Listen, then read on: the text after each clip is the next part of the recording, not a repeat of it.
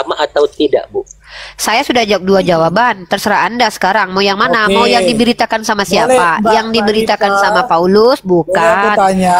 Momo, Boleh aku diam tanya? dulu. Saya lagi ngomong. Saya tahu kamu tidak belajar adab dari kecil, di agamamu nggak diajarkan. Tapi minimal kamu di Komal Islam loh ya. Di Komal Islam ini wajib beradab loh. Dan adabnya itu mengikuti aturan Komal. Itu apa? Ketika diskusi bertanya ke saya lebih banyak bicara karena saya narasumbernya. Kecuali kau narasumber di sini. Ya. Kecuali kau mau menjelaskan di sini. Jadi guru kau. Naik kau di sini ya. Besar kau, semping aku kau. Bisa kau punya ilmu kau. Punya ilmu silakan. Pendeta bukan? Kalau bukan pendeta mending bertanya. Saya sudah bilang, yang bisa diskusi sama saya itu minimal ilmunya setara sama saya. Kalau enggak jangan. Oh, Tanya aku aja terus. dimute. Mana aku mau ngomong aku dimute? Dimute lagi. Udah, diam aja udah. Momo diam aja. Momo diam aja. Nanti si Popo datang. Diam Momo, diam ya. Shh, diam. Oke. Tanda tanya silakan. Saya sudah menjawab menurut sudut pandang saya sebagai seorang pembelajar Kristologi dan pembelajar Al-Quran. Kamu silahkan pilih. Mau yang mana yang kamu bahas? Yang diberitakan sama Paulus? Itu bukan maaf ya. Nabi Isa. Maaf ya, Bu. Yang diberitakan Yohanes bukan Nabi Isa. Yang diberitakan Lukas bukan Nabi Isa. Yang diberitakan Matius yang mana dulu? Matius ada berapa nih? Yang mana nih? Yang mana? Yang mana? Yang mana? Saya bingung. Bu, boleh saya bertanya dulu nggak? Tadi kan yang kamu saya sudah bertanya, apakah Yesus Iya, dengan yang Isa berbeda? Saya sudah jawab kan? Yang saya Yang mana? tanya, bentar Bu, boleh bentar. Yang saya tanya di Al-Quran orang Islam, Isa Al-Masih itu sama nggak dengan Yesus? Di Al-Quran orang Kan Islam. saya sudah jawab, tidak ada kak. Dua jawaban saya. Kamu terima silahkan, nggak terima bukan urusan saya. Saya menjawab dua jawaban. Yang Iya, mana yang dulu? saya tanya Kalau itu ya, Bu. yang dimaksud, aduh. Saya tanya Kalau yang Al-Quran tuh cuman adanya Isa Al-Masih putra Maryam, tidak ada di situ Yesus Jadi anak itu bukan Yosef, Yesus. tidak ada di situ Yesus bentuk roh, tidak ada Maria. Yesus berambut putih. Di Al-Quran cuman ada Isa Al-Masih putra Maryam, tidak ada Iya, di situ itu berarti Isa itu anak bukan Yosef, Yesus, nggak ya? ada. Isa satu-satunya nama nabi yang bernama Isa, yang Nabi Isa. Berarti Tidak bukan ada Yesus. orang bernama sebelum Isa tidak ada. Kalau nama Yesus banyak, Yesus Barabas, Yesus mana, Yesua itu kayak nama Bambang. Jadi mana? Jadi Ibu nggak bisa kasih saya kesempatan loh ngomong. Lah kamu kan bertanya, masa pertanyaan lebih Iya, banyak daripada saya nggak ada jawaban? Itu jawaban, jawaban lebih Bu. banyak dong. Kamu Iya, dari kan tadi nggak ada bertanya mulu, jawaban. saya jawab. Yang saya Kamu terima tanya aneh. sesuai Al-Quran, Bu, bukan menurut Di Al-Quran Isa putra Maryam. Ngerti nggak sih ini orang Berarti gimana sih itu tanya bukan tadi Yesus, sesuai Al-Quran, ya? tapi ditanya apakah Isa di Al-Quran sama dengan yang di Bible? Halo. Aneh kamu ini. Kamu Berarti itu tanya bukan Isa di Yesus, Al-Quran, lalu kamu tanya Isa di Al-Quran dengan Yesus di Bible sama nggak? Saya tanya, Nah, saya nggak tidak tanya bisa. Yesus di Bible, Bu.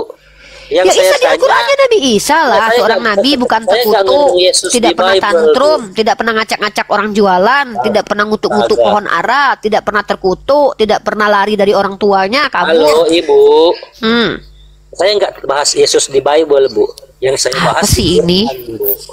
Gak ada Yesus di Al-Quran. Yang ada di Al-Quran itu Berarti- Isa Al-Masih putra Maryam. Berarti Isa itu bukan Yesus berarti.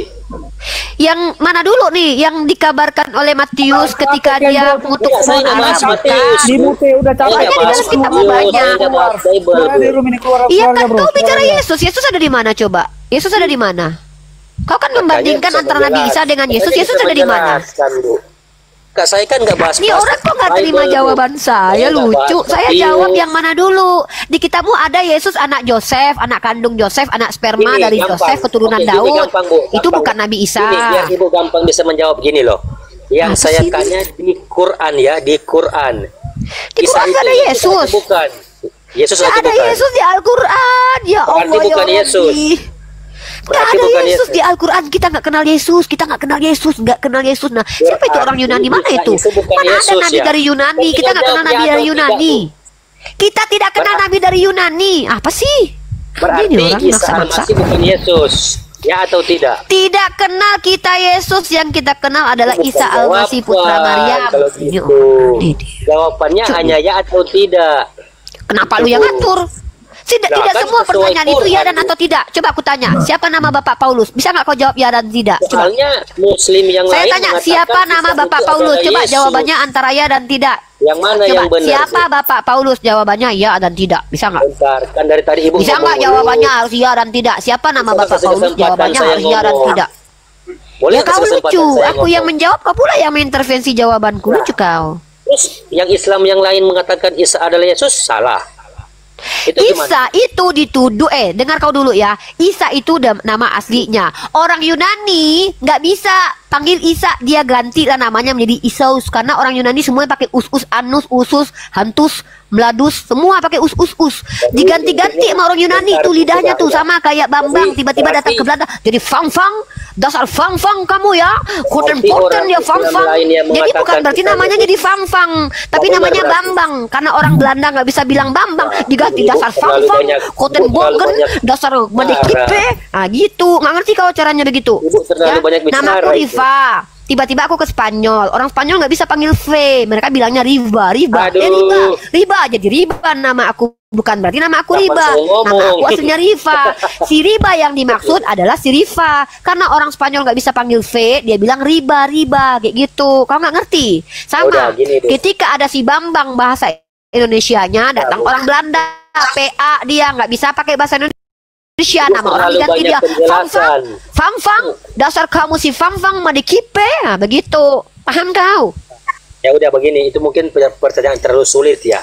Yang mudah aja boleh. Apalah kau ini pertanyaan terlalu sulit, kau yang nggak mengerti, kognitimu yang nggak nangkap. Netizen ngerti nggak jawabanku, netizen yang di bawah? Kau yang nggak ngerti, kau nggak ngerti jawabanku, kau bilang pula pertanyaanmu yang sulit. Kapan saya bisa kau ini kan aku pertanyaanmu sulit. Kau lucu loh. Kau yang bertanya, aku yang menjawab. Kau bilang pula pertanyaannya sulit, berkali-kali sudah aku jawab. Kau yang gak terima jawabannya. Kau bilang pertanyaannya terlalu sulit ya? Ada jawaban, bukan gak terima, kan gak ada jawaban. Dari tadi ngomong apa aku? Ku jawab dua lagi, gak ku jawab satu, ku jawab dua lagi. Yang mana yang kau maksud? Kalau panjang lebar. Kenapa harus bilang ya dan tidak? Emang aku budakmu? Kenapa jawabannya harus ya dan tidak?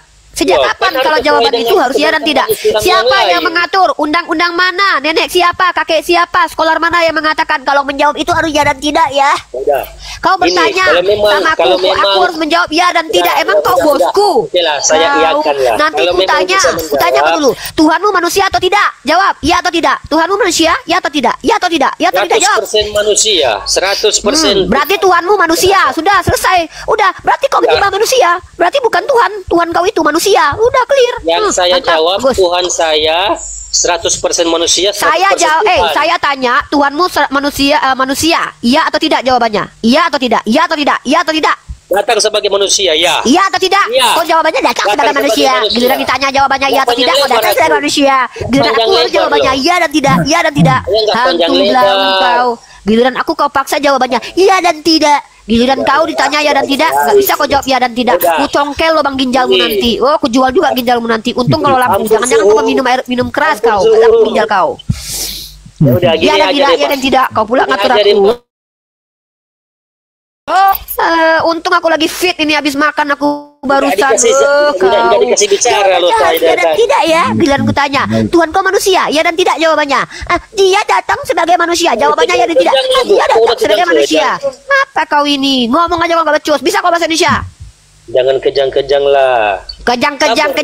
Tuhan kau yang kejang-kejang. Ketika dia lapar dia kutuk pohon ara itu. Ketika lapar aku dikutuknya pohon ara itu. Kejang Tuhanmu itu. Baru dikatakan Tuhan kejang. Lapar dia. Aku udah kenyang. Lapar aku. Tuhan kau lapar kejang-kejang. Dikutuknya pohon ara jadi kering. Untung kau gak ketemu sama dia. Kesenggol bahunya. Dikutuk kau jadi kering. Baru tahu kau. Untung kau gak hidup sejaman dengan Yesus. Orang kayak kau ini dikutuk jadi. Kau ini ya. Kalau ketemu Yesus. Kau ini dikutuk kau jadi sendal jepit kau loh. Yesus aja. Yesus aja muak lihat kau loh. Aku yakin Yesus muak lihat kau. Soalnya Yesus ketika muridnya nggak ngerti antara ragi, kata Yesus, bodoh sekali kalian. Nah, aku tengokkan kau ya. Kata Yesus gini loh. Nah, untung kau nggak sejaman sama Yesus loh. Untung kau sejaman sama aku loh. Karena seandainya kau sejaman dengan Yesus, kau adalah orang pertama yang dikutuk jadi pohon ara kering. Tahu kau? Nih, tengok ya. Tuhan kau mengutuk pohon ara nih. Tuhan kau yang kejang-kejang. Kau tengok kan? Nih ya. Apa kata Yesus? Bodoh sekali kalian, kata Yesus. Kau bilang aku kejang-kejang. Tuhan kau tuh yang kejang. Tengok. Dalam kulkas. Nah, kata apa lah kau ini ya? Kau mau tahu nggak cara diskusinya nggak pakai headset? Gini caranya. Ini kau tengok dulu Tuhan kau dalam kulkas pasal 4 nomor 25. Lalu ia berkata kepada mereka, hai kamu orang botol, betapa lambannya hatimu sehingga kamu tidak percaya segala sesuatu yang telah dikatakan para nabi. Kau kalau hidup di zaman Yesus kau dikutuk jadi pohon ara kan?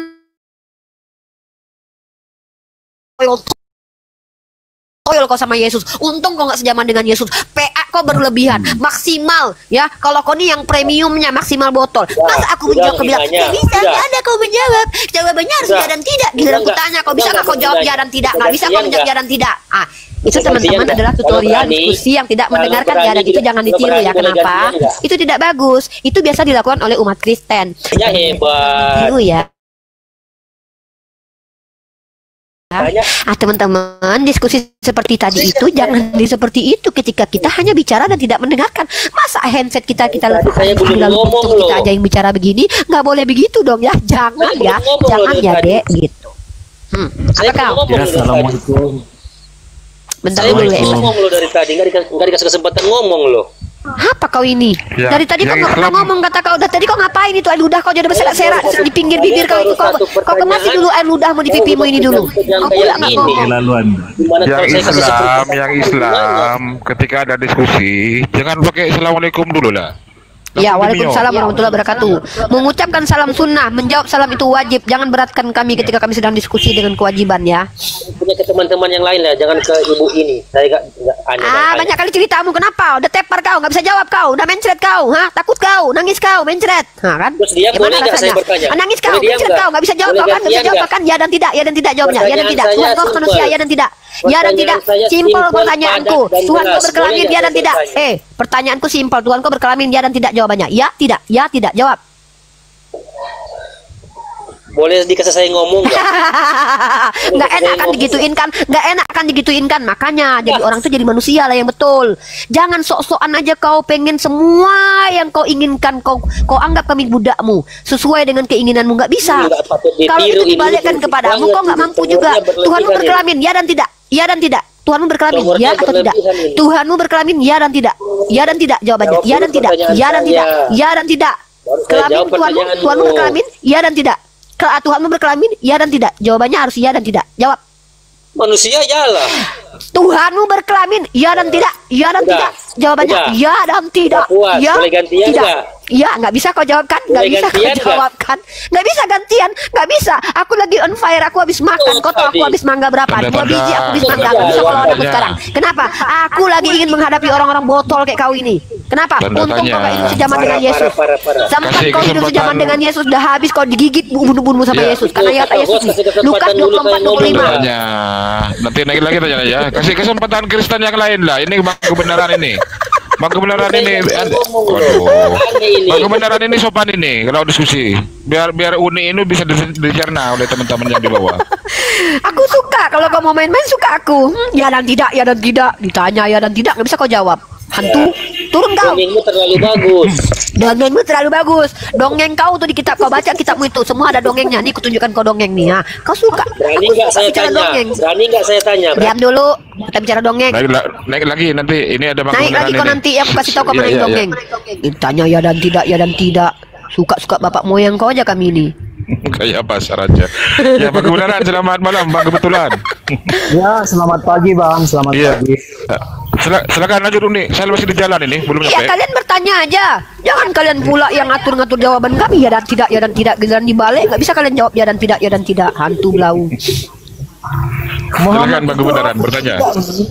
Oke, Muhammad itu masuk Rob atau tidak Uni? Rob yang artinya adalah penguasa. Itu bahkan orang tuaku dikatakan Rob. Doanya apa? Rob bayani sagira, tapi bukan Robbul Alamin. Nabi Muhammad itu adalah Rasul, bukan Robbul Alamin. Allah adalah Robbul Alamin. Pintar kan? Pintar kan kami umat Islam bisa bedain. Ya, bisa nggak disebut Nabi Muhammad itu Rob?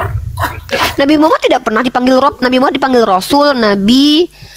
Ya, mana coba dalilnya Nabi Muhammad pernah dipanggil Rob? Ya berarti Nabi Muhammad bukan Rob ya? Bukanlah. Nabi Muhammad adalah Rasul. Hah?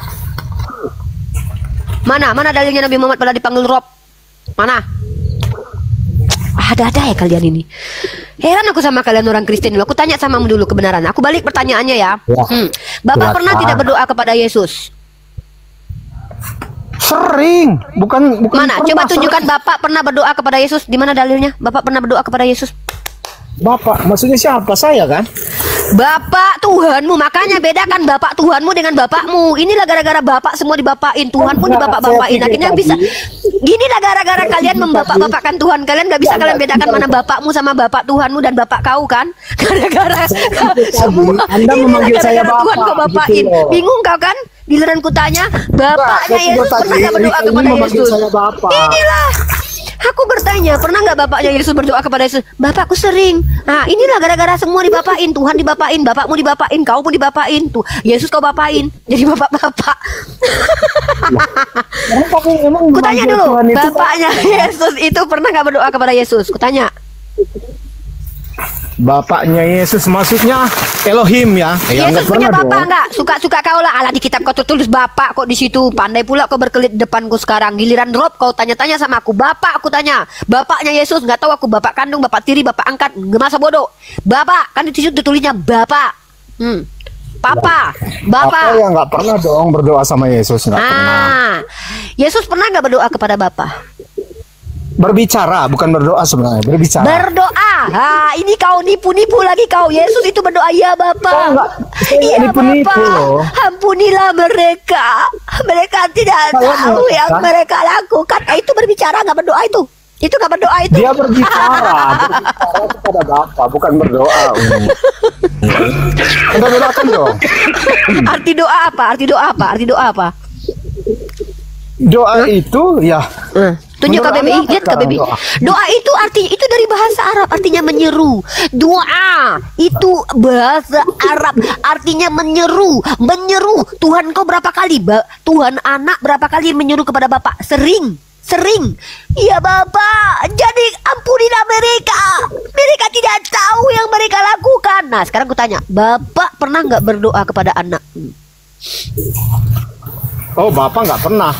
Berbicara pernah juga. Selevel nggak Bapak dengan mbak anak? Kalau gitu, selevel nggak Bapak dengan anak?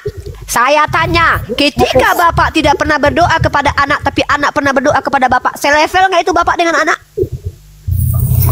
Sehakikat. Apa arti sehakikat? Apanya yang sehakikat? Sementara Bapak tidak pernah berdoa kepada anak, anak berdoa kepada Bapak, kau bilang dia sehakikat. Kau jangan tipu-tipu aku. Apa arti hakikat? Arti hakikat esensi apa? Esensi sebenarnya. Sebenarnya Yesus membutuhkan Bapa atau tidak? Ya pasti dong butuh. Masa nggak butuh? Bapa membutuhkan Yesus atau tidak? Butuh. Mana? Butuh. Di mana Bapa tanpa Yesus Bapa tidak ada? Di mana? Tunjukkan samaku. Waktu perjanjian lama Bapa berbuat apa-apa harus ada Yesus. Karena apa? Yesus sudah berkata bahwa aku tidak dapat berbuat apa-apa dari diriku sendiri karena semua adalah Bapa. Sementara kau tunjukkan samaku Bapa tak mampu berbuat apa-apa tanpa anaknya dan Yesus. Tujuh ayatnya. Jangan kau dari mana Anda kenal Bapa kalau tidak melalui Yesus? Yesus itu kau yang butuh, bukan Bapa. Berarti itu kau yang butuh. Kau pengenalan kepada Bapa itu kebutuhanmu. Berarti kau mengaku sebagai Tuhan nih. Yang kutanya kebutuhan Bapa kepada anak. Kau jawab kebutuhanmu terhadap Tuhan. Hantu belau gitu aja pun nggak paham kau ya. Saya tanya, ketika Bapak tidak pernah berdoa kepada anak.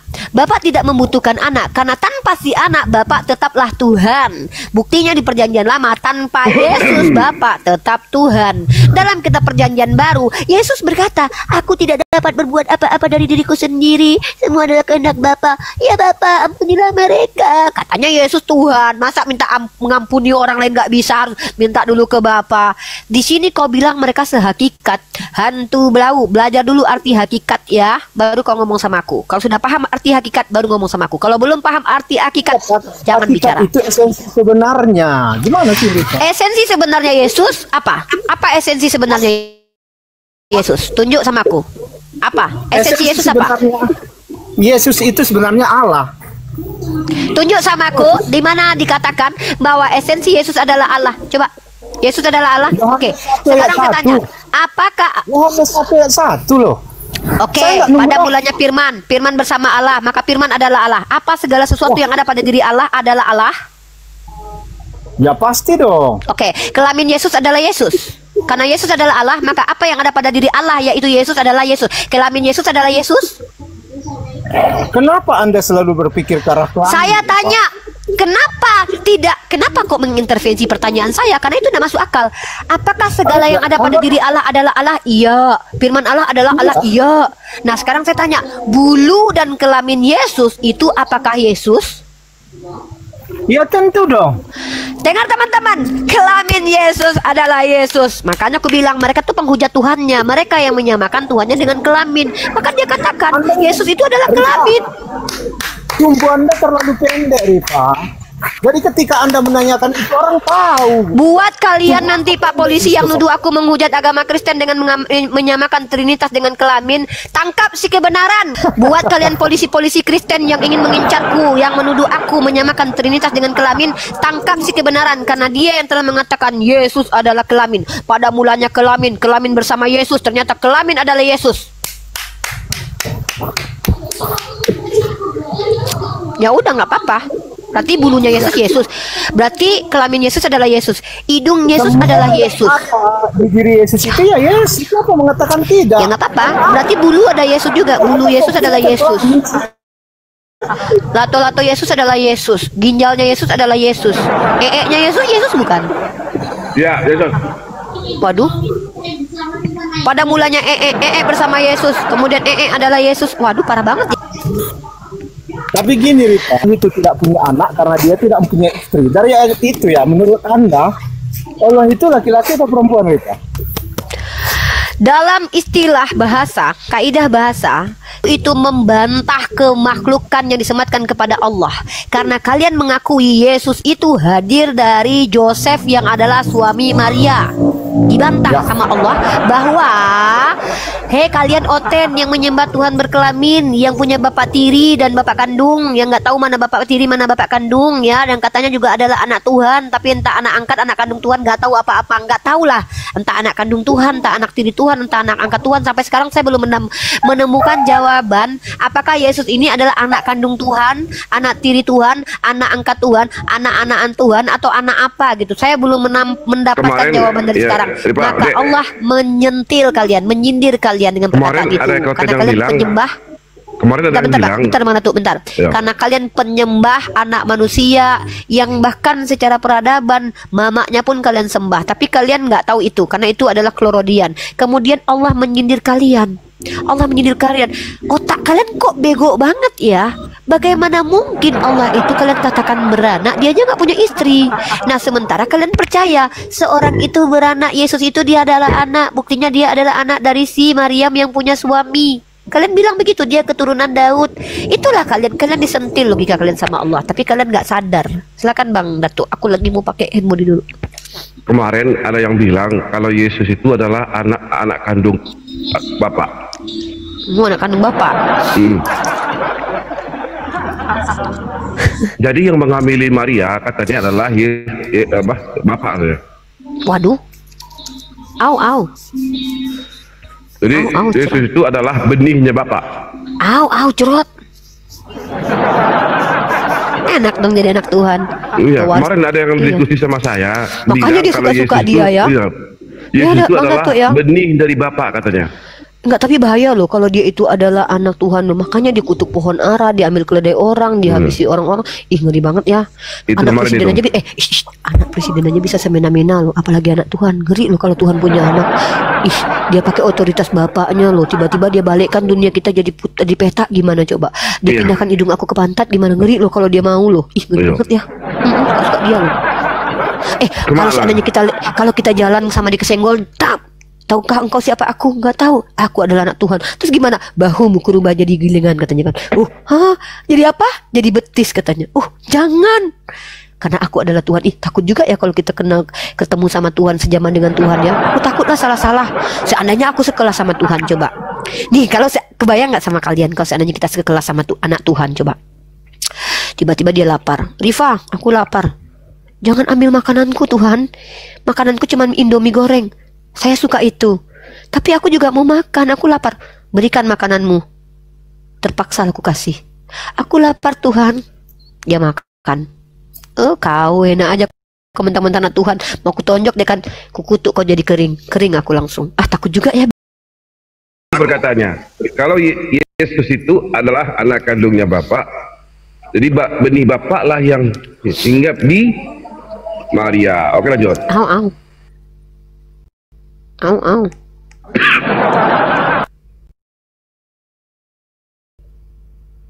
Sebenarnya gini ya Ripa ya, kalau mengenai kealahan Yesus, kalau Anda lihat ya, selain di Yohanes 1 ayat 1 itu juga di Ibrani 1 itu udah jelas sebenarnya. Aku suka Ibrani 1 ayat 8 kan. Terima kasih. Sebenarnya aku mau bawa kau ke sana, tapi alhamdulillah kutunjukkan kebotolan kitabmu dan semua pelintiran di kitabmu. Alhamdulillah akhirnya aku membongkar itu. Nah, kita buka teman-teman Ibrani pasal 1 nomor 8. Kita bongkar penipuan yang terjadi. Teman-teman, alhamdulillah. Alhamdulillah. Ibrani pasal 1 nomor 8. Ini adalah ayat favorit aku. Terima kasih kebenaran sudah mengingatkan aku ya, untuk membongkar kenapa kalian bisa tersesat karena penyelewengan kitab suci yang dilakukan oleh penulis kitab Ibrani. Ibrani pasal 1 nomor 8 kita buka. Dor, beneran kan ini di ayatnya teman-teman. Di sini teman-teman silakan kalian perhatikan teman-teman ya. Perhatikan teman-teman ya. Di sini dikatakan, tetapi tentang anak ia berkata, tahtamu ya Allah. Di sini nyata, pertama konsekuensi dari membawa ayat ini, si kebenaran mengakui bahwa dia menyembah kepada dua entitas, yaitu dua teos ya, dua teos, mungkin triteos atau dua teos. Pertama teosnya adalah anak, kedua teosnya adalah Bapa, karena anak menuhankan Bapa, Bapa menuhankan anak. Tuhannya si kebenaran adalah Tuhan yang saling menuhankan anak dan Bapa. Betullah kata orang-orang Wanes kalau orang Tritunggal itu punya tiga teos. Karena anak adalah Allah atau teos, Bapa adalah Allah atau teos, maka mereka adalah dua teos ya, itu satu. Tetapi tentang anak ia berkata, tahtamu ya Allah tetap untuk seterusnya dan selamanya, dan tongkat kerajaanmu adalah tongkat kebenaran. Tapi itu kalau doktrin digunakan, maka konsekuensinya si kebenaran menyembah kepada dua teos. Tapi masalahnya adalah para skolarnya Kristen menemukan bahwa ayat ini adalah ayat kutipan. Kutipan dari mana? Dalam kitab Mazmur pasal 45 nomor 78 yang dirubah oleh penulis kitab Ibrani. Makanya mereka terkutuk karena merubah-rubah firman Tuhan. Makanya dalam Al-Qur'an, fawailul lilladzina yaktubuna al-kitaba biaidihim summa yaquluna hadza min indillah. Celakalah kalian yang telah membuat kitab suci dengan tangan kalian dan berkata ini dari Tuhan, mengutip-ngutip perkataan Tuhan, tapi pada akhirnya dirubah-rubah. Apa yang dirubah? Perhatikan di sini. Dalam kitab Mazmur pasal 45 nomor 7 sampai 8, di sini ayatnya berbunyi apa? Tahtamu kepunyaan Allah. Tapi dalam kitab Ibrani yang dilakukan apa? Dihilangkan kepunyaannya. Tetapi tentang anak ia berkata, tahtamu ya Allah. Tiba-tiba Bapak berbicara kepada anak, mengalahkan anak.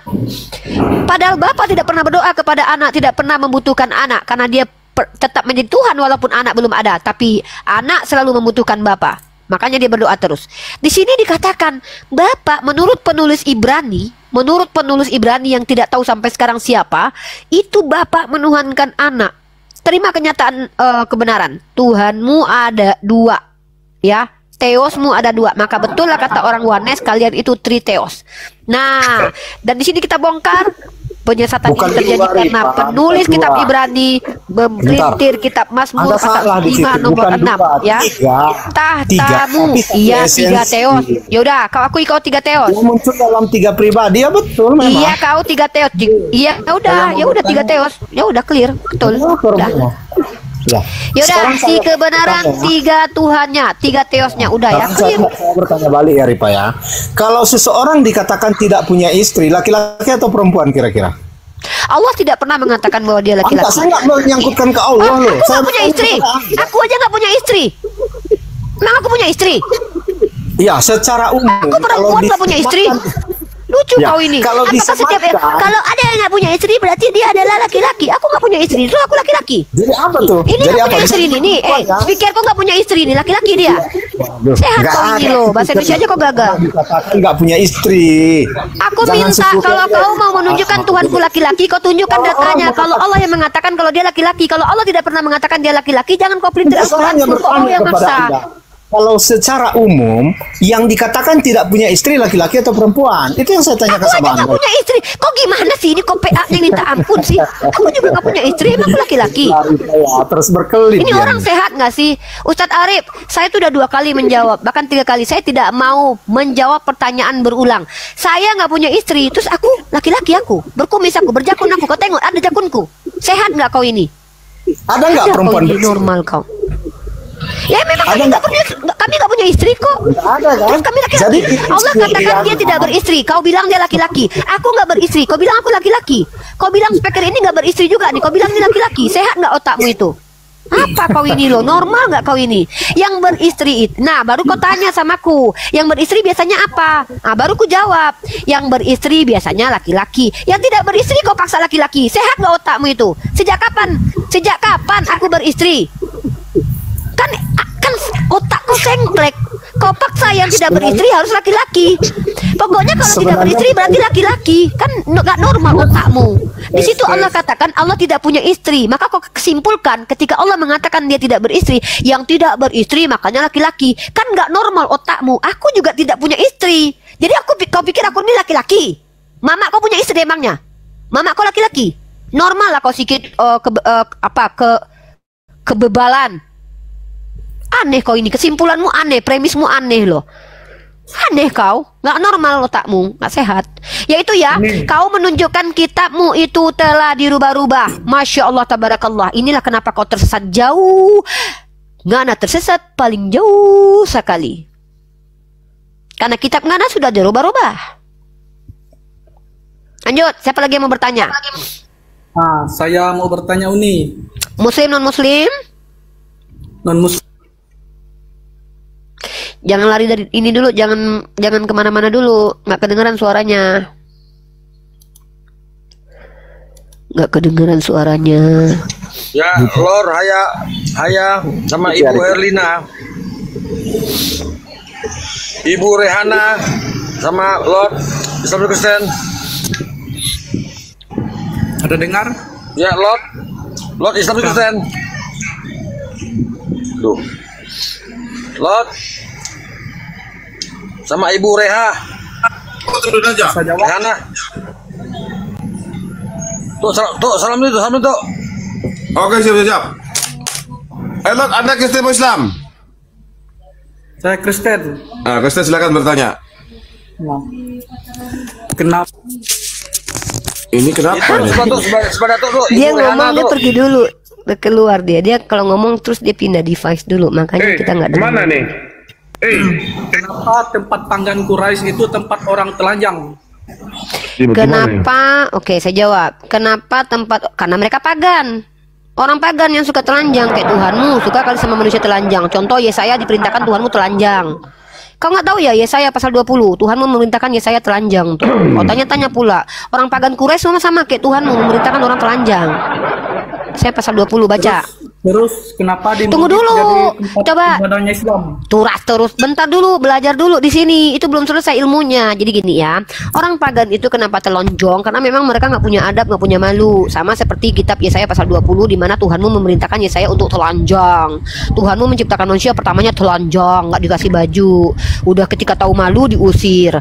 Pada tahun ketiga Panglima dikirim, bukan ini, mana nih? Ini nih. Pada waktu itu berfirmanlah Tuhan melalui Yesaya bin Amos, firman-Nya, pergilah dan bukalah kain kabung dari pinggangmu dan tanggalkanlah kasut dari kakimu. Lalu ia pun berbuat demikian, maka berjalanlah ia telanjang dan tidak berkasut. Cerot. Nggak kebayang gitu kalau aku ya hidup di zamannya saya, aku tengok ada nabi depanku nggak pakai baju ya kan. Aku takut kalau ketemu sama si Darni sama si Rasmi, digerogoti itu nabi. Kebayang nggak itu? Gimana menurutmu itu Tuhan nyuruh manusia telanjang? Hello, gimana menurutmu Tuhanmu menyuruh Yesaya itu tidak berbusana, minimal pakai koteka gitu? Itu kelihatan itu loh, menjulai-julai itu gimana itu? Itu kenapa jadi tempat ibadahnya umat Islam? Itu Karena tempat itu awalnya adalah tempat yang memang didirikan oleh Nabi Ibrahim alaihissalam dan anaknya Ismail, lalu digunakan salah dipakai oleh orang-orang penyembah pagan. Ya begitu. Kemudian dibersihkan kembali oleh Nabi Muhammad SAW. Sama seperti Baitul Maqdis yang pernah dilemparkan kotoran oleh orang-orang Romawi. Oke, saya mau bertanya lagi Kak Uni. Apalagi nih? Itu Yesaya tadi gimana itu, Dek? Yesaya itu Tuhan disuruh gini loh, Dek, nggak pakai koteka loh, Dek. Tuhan suruh itu Yesaya itu jalan 4 tahun loh, masuk angin nggak itu 4 tahun loh, nggak pakai baju loh. Untung nggak sejaman dengan Rasmi. Kalau sejaman dengan Rasmi, udah di udah di anu dia itu, udah di au gitu. Lah daripada Muhammad kalian. Waduh. Nah, kenapa? Tunggu. Daripada Muhammad saya, kenapa Muhammad saya? Ngomong hujat. Ayo pengen dengar hujatannya. Kenapa Nabi saya? Kenapa? Kedua, menikahi Aisyah di umur 6 tahun. Berapa umur Tuhanmu ketika menghamili ibunya? Ada satu lagi ini. Umur ibu Tuhanmu, umur ibu Tuhanmu ketika dihamili Tuhanmu berapa? Jawab. Kau kan nggak terima nabiku meniduri dan menikahi istrinya, sementara bapaknya nggak masalah, kau yang bermasalah. Sekarang aku yang bermasalah dengan Tuhanmu.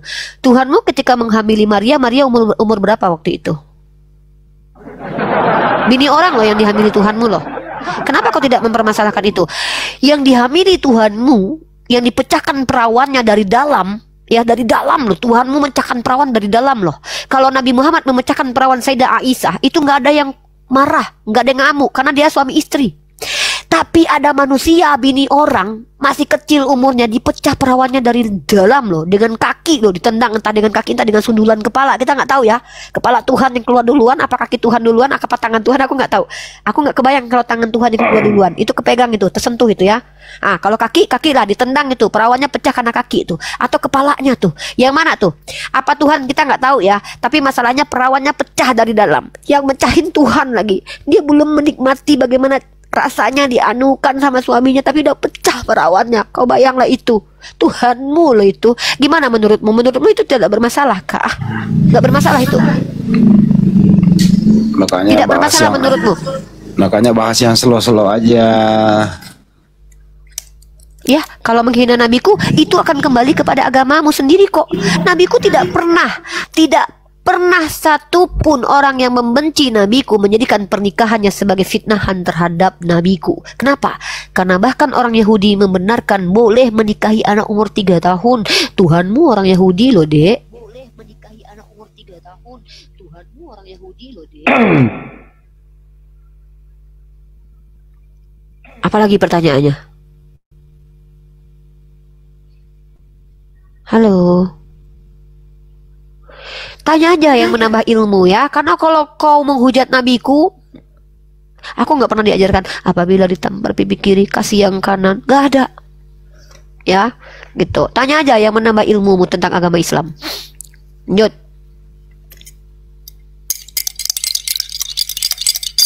Bismillahirrahmanirrahim. Makanya kalau bertanya jangan berpendapat. Tuh iya. Ya silakan Bang Handi Selebes. Materi kajiannya disampaikan. Oh ya, 2,5 juta jiwa yang memandang. Ini saya belum dapat jawaban loh. Ini sudah yang mana? Yang mana jawaban yang mana? Kalian kalau dijawab, saya nggak dapat jawaban. Saya nggak dapat jawaban. Bila dijawab, ada jawaban. Bila saya tanya enggak, kalian jawab. Ini lucu. Iya, kamu bertanya, saya yang menjawab. Terus kamu bilang, saya nggak mendapat jawaban. Saya tidak mendapat jawaban. Giliran aku yang tanya, nggak kau jawab. Kau apa? Saya kan bertanya ini menurut Al-Quran. Menurut Al-Quran itu dibolehkan menikah 4 kan. Tapi kenapa Nabi Muhammad punya istri 13? Karena dia Nabi. Dia melanggar Al-Quran. Karena dia Nabi. Memang ada gitu, Nabi Muhammad hanya boleh menikah 4. Mana dalilnya? Lah itu kan di Al-Quran kan Islam. Iya mana? Dia Nabi. Dia Nabi. Kalau mau lebih dari 4 ya jadi Nabi lah. Ya di mana diperintahkan bahwa Nabi tidak boleh menikah lebih dari, tidak boleh Nabi harus menikah harusnya 4, batasannya maksimalnya 4. Mana untuk Nabi? Makanya kalian ini terbiasa menyamakan. Inilah, ini dengan dulu. Wajar kalau kau itu ingin Nabi setara dengan manusia biasa. Kenapa? Jangankan Nabi, Tuhanmu saja kau setarakan dengan manusia biasa, bahkan kau buat lebih rendah, lebih hina daripada manusia biasa. Wajar kalian begitu.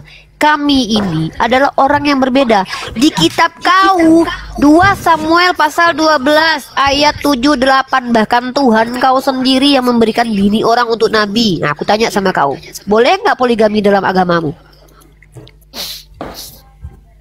Boleh nggak poligami dalam agamamu?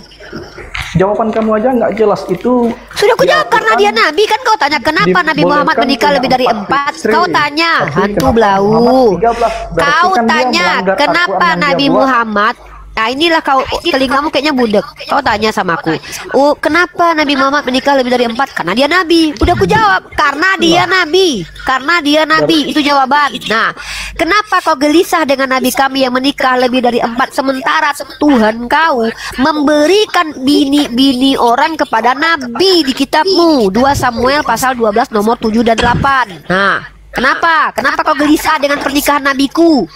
Tapi kenapa kau tidak gelisah dengan Tuhanmu yang mengambil istri orang dan memberikannya kepada nabi di dalam kitabmu? Jawab. Habis ini saya jawab. Siap. Ya, silakan Ustaz. Oke, saya jawab yang Silakan Ustaz pertama. Tata. Jadi pertama tadi saya dengar kenapa orang Arab tidak berpakaian tawaf gitu ya. Ini ada pertama di zamannya Abraham tawaf ya biasa berpakaian. Ismail iya, Bani Jurhum iya. Lalu ketika di zamannya Bani Huza'ah, Amr bin Luhai ini menguasai Arab. Bani Huza'ah, Amr bin Luhai ini, dia penyembahan berhala munculnya di Amr bin Luhai. Lalu dia memberi syarat, kalau orang tawaf harus membeli pakaian dari dia, mahal-mahal. Akhirnya orang Arab banyak yang tidak mampu. Orang yang dari luar ya, orang luar Arab yang mau tawaf. Akhirnya mereka banyak yang tidak pakaian gitu itu. Ini makanya akan ada, ini tahu hadis ya, yang menanggung penyembahan berhala Amr bin Luhai, karena dialah yang merusak Arab ya. Mulai dari tauhid menjadi penyembah berhala. Dari tawaf berpakaian menjadi tidak berpakaian. Itu. Terus masalah istri ya gini. Pertama, istrinya Nabi itu memang lebih dari 4. Lalu turun ayat ya, masna wa sulasa wa ruba. Maka sahabat yang lain ditanya, kamu istrimu tetap 10? Iya Nabi, kalau gitu ceraikan yang 6, pilih 4. Nah Nabi tetap, ini kekhususan, karena istri-istri Nabi itu ummul mukminin. Andai kan dicerai, maka tidak boleh menikah. Masa mau umat Islam mau menikah sama ibu? Ya, kan istri-istri Nabi itu menjadi ibunya umat Islam. Maka coba baca dalam tafsir Jalalain itu. Andai kan Nabi wafat, tidak boleh menikah untuk menghormati Nabi. Sehingga tidak boleh dicerai juga. Maka coba baca, diketik di Google kalau nggak punya ilmu ya. Kalau kita kan dulu pelajaran. Kekhususan untuk Nabi, tidak untuk umatnya. Di antaranya kebanyakan itu gak enak ke Nabi ya, secara akal tadi. Contohnya Nabi ini setiap tahun wajib berkorban. Untuk umatnya tidak wajib, sunnah. Surat tahajud wajib untuk Nabi. Untuk umatnya tidak wajib. Terus Nabi tidak boleh menerima zakat, karena zakat itu tathirul mal, untuk mensucikan harta kan, kotorannya harta kan zakat ini. Maka Nabi tidak boleh menerima zakat. Termasuk Nabi lebih dari 4 istri. Itu juga kekhususan. Jadi kalau ditanya gini, loh Tata kok enak Nabimu punya kekhususan, tapi kekhususan yang lainnya tidak enak untuk Nabi. Tidak boleh menerima zakat. Terus korban wajib setiap tahunnya. Terus sholat sunnah untuk Nabi wajib untuk Nabi, tidak wajib untuk kita. Jadi yang banyak itu kekhususan tidak enak untuk beliau. Ya, kalau diteliti semuanya urut, paling yang enak menurut akal kita, istrinya Nabi lebih dari 4. Itu kan kekhususan karena ummul mukminin. Andai kan ditolak, mau nikah dengan siapa? Wong ibunya umat Islam. Masa seakan-akan anak menikahi ibu, kan tidak boleh. Maka kekhususan itu untuk beliau gitu ya. Oke, lanjut. Ya, lanjut Lord. Kalau nggak kita sapa nih, siapa lagi nih? Lord. Kau dikasih tahu Cak, makanya aku paling nggak suka kayak gini. Ustadku ngomong, kau pikir kami aja belajar kadang bayar loh ke pondok pesantren itu loh. Dikasih gratis sama Ustadz Tahta di sini nggak pakai persepuluhan kalian. Malah lari kau dari aplikasi ini. Nah ini nggak sopannya kalian. Ngapain Cak Tata ngomong jadinya kayak gitu tuh? Bertanya, aduh nampak kali lah kalian ini memang nggak menghargai ilmu, Mbak. Wajar kalian tuh sesat.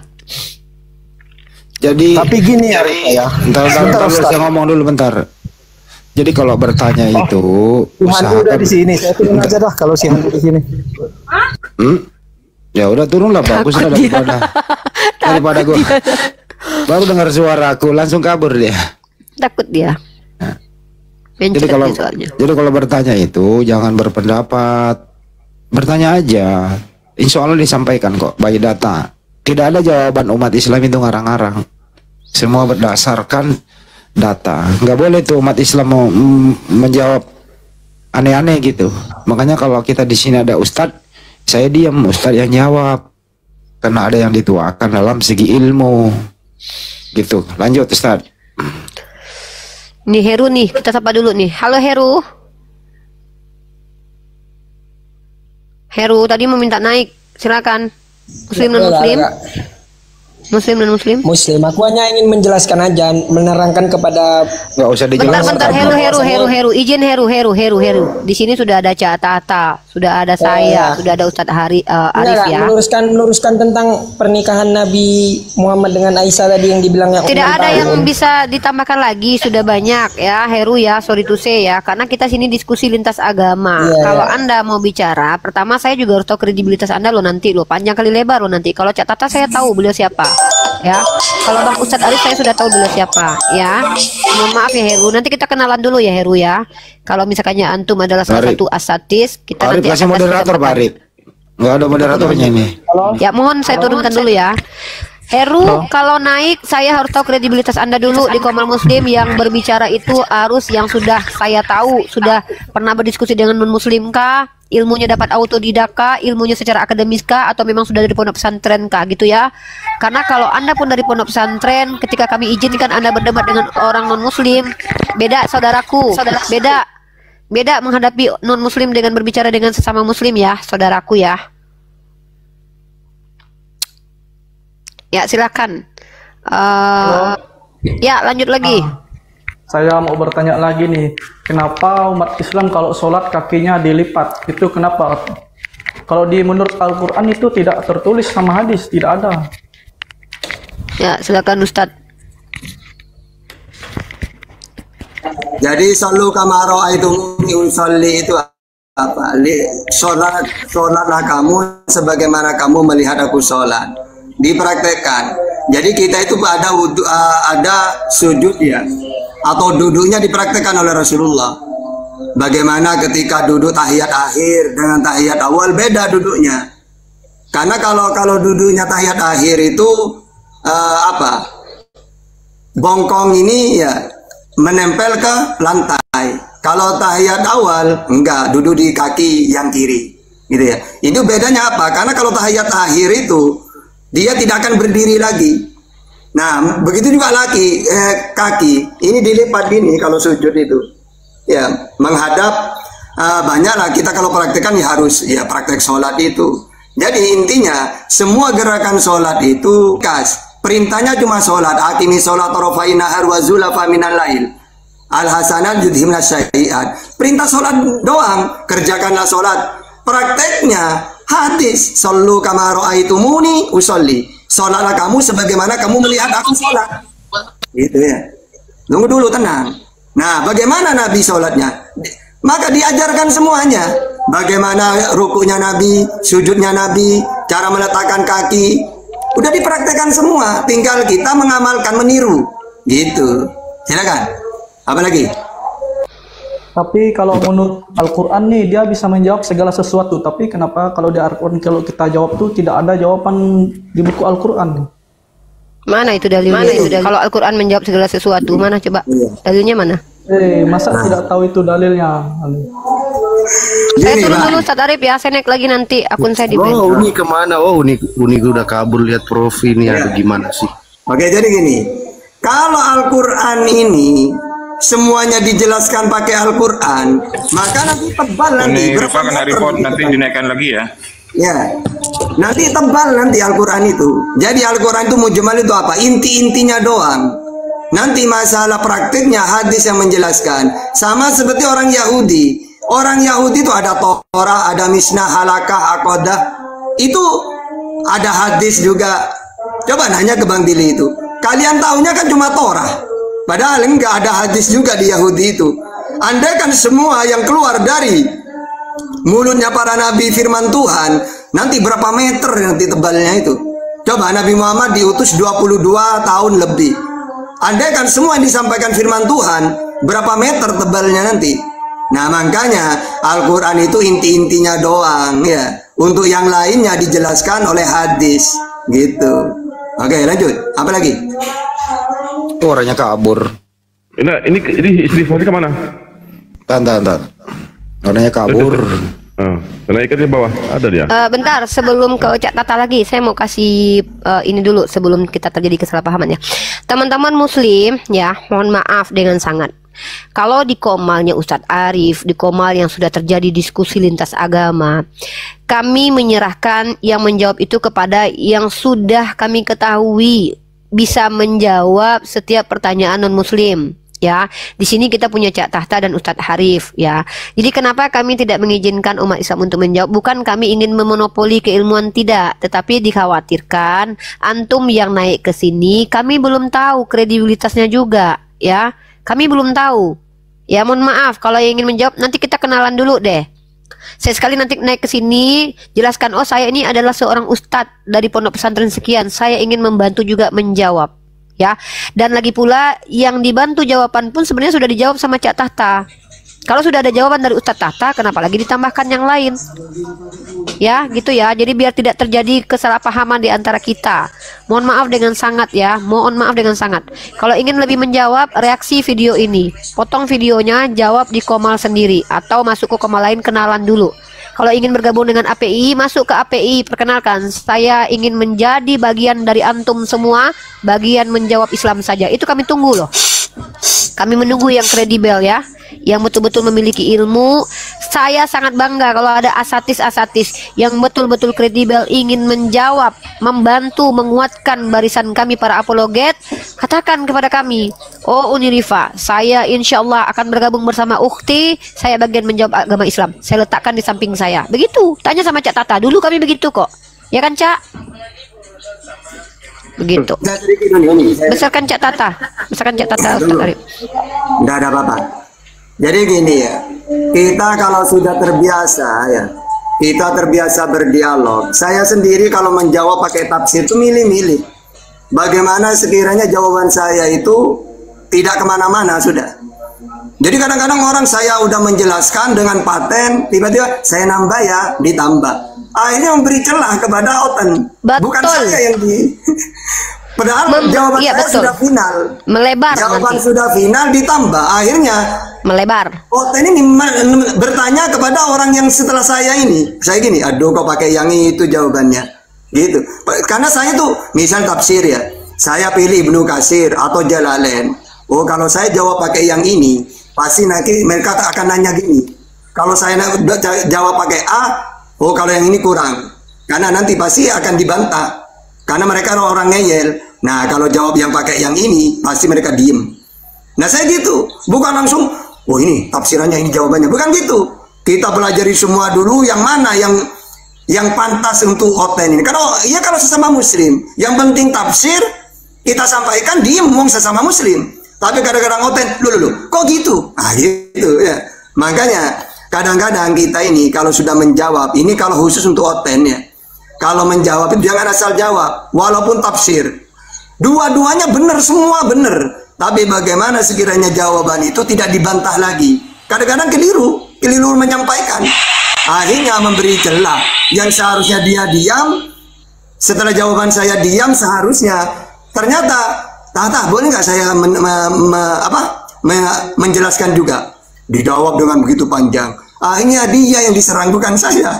Memberi jalan. Betul. Beda kalau saya dengan Cak Tahta. Saya dengan Cak Tahta itu udah hampir sekitar 7-6 tahunan bersama. Kami sering tandem. Saya dengan Cak Tahta itu satu, engkau dan aku satu. Karena apa? Jawaban saya itu saya dapat dari Cak Tahta. Rata-rata begitu, karena saya belajar kepada beliau juga. Sama, kalau saya dengan Bang Zuma ya sama aja. Jawaban Bang Zuma ya jawaban saya juga. Jadi kami berdua biasanya saling melengkapi, bukan saling cotos-cotosan. Kami saling melengkapi gitu. Cak Tahta melengkapi jawaban saya ya nambah-nambah sedikit lah gitu. Ya kan, Cak? Jadi boleh tambahin dikit Tan. Sambil Cak Tahta dijawab nanti ya. Ini kurang jelas mereka nih. Apalagi ada mualaf yang nanya nih. Waktu Nabi Musa itu Ustaz, apakah Nabi Musa diajarkan bagaimana menyembah kepada Sang Pencipta di Taurat? Caranya begitu. Terus Yesua Amasya datang. Yesua Amasya itu apakah ada di sana bagaimana cara menyembah, masuk sinagog? Begitu juga Nabi Muhammad SAW, Pak Ustadz. Apakah di Al-Quran dijelaskan cara sholat, sujud, ruku, berdiri, dan seterusnya? Nah, bukankah kitab suci itu hanya pokoknya nanti Nabi yang menjelaskan dan mempraktekkan? Silakan Ustadz dijelaskan kembali. Iya, kalau dalam Al-Quran kan Musa sholatlah li zikri, untuk mengingatku kan gitu. Itu cuma inti. Nah, untuk jawaban itu gini, dalam tafsir gitu atau kitab-kitab Islam, ternyata ajaran ajaran Musa, Yesus, Nabi Muhammad ini memang beda. Ajaran Musa terlalu berat. Ya. Makanya banyak makanan ikan saja. Kalau Islam kan setiap makanan laut itu halal semuanya yang hidup di laut. Kalau Musa ya banyak yang diharam-haramkan. Isa terlalu ringan. Baik penyembelihan gitu. Kalau orang Yahudi terlalu keras sampai potong lehernya. Ya, kalau Isa terlalu ringan. Kalau Islam di tengah-tengah. Apapun itu, ya. Islam ini tengah-tengah antara Isa dengan Musa. Ya, baik hukum-hukum. Nah, terus masalah ibadah, kata ulama, para nabi ini praktek sholatnya itu tidak sesempurna Islam.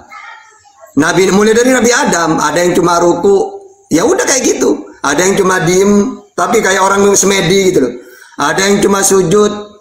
Maka ketika Allah mengutus Nabi Muhammad, semua praktek-praktek itu dijadikan satu. Sehingga Islam ada berdiri, ada ruku, ada sujud, ada duduk. Yang mana praktek sholat semuanya ini dalam Islam pernah dilakukan nabi-nabi. Misalnya ya Nabi Adam cuma duduk doang misalnya. Atau Nabi setelah itu cuma berdiri doang. Ada yang rukuk doang, ada yang cuma sujud doang gitu ya. Atau cuma gini-gini doang kan. Terus setelah Nabi Muhammad diutus, semua praktek itu dijadikan satu. Ada pada Islam. Gitu. Cuma gitu doang penjelasannya di dalam Islam itu. Ya. Intinya kitab suci itu pokoknya nanti Nabi yang menjelaskan dan mempraktekkan ya Pak Ustadz ya. Iya, Al-Quran itu mujmal itu ringkas doang. Maka nanti masalah praktek apapun itu mujmal. Caranya zakat paling cuma apa? Waladina yu'minuna bil ghaib, waladina yu'minuna bima unzila ilaika wa ma unzila min qablik ya. Nanti di situ apalagi ulaika ala hudam min rabbihim wa ulaika humul muflihun. Terus nanti di Al-Baqarah setelah ayat 3 ya ayat 2, 3 itu kan dan menginfakkan sebagian rezeki kan gitu ya. Cuma gitu doang. Nanti prakteknya ya ada di hadis bagaimana apa saja yang Nabi zakat, misal zakat fitrah pakai apa dipraktekkan oleh Nabi. Makanya kalau fikih itu kenapa kok fikih itu tebal? Bab sholat aja tebal banget. Karena fikih itu penjelasan Quran dan hadis dijadikan satu. Di dalam apa fikih, bab sholat semua, zakat semua.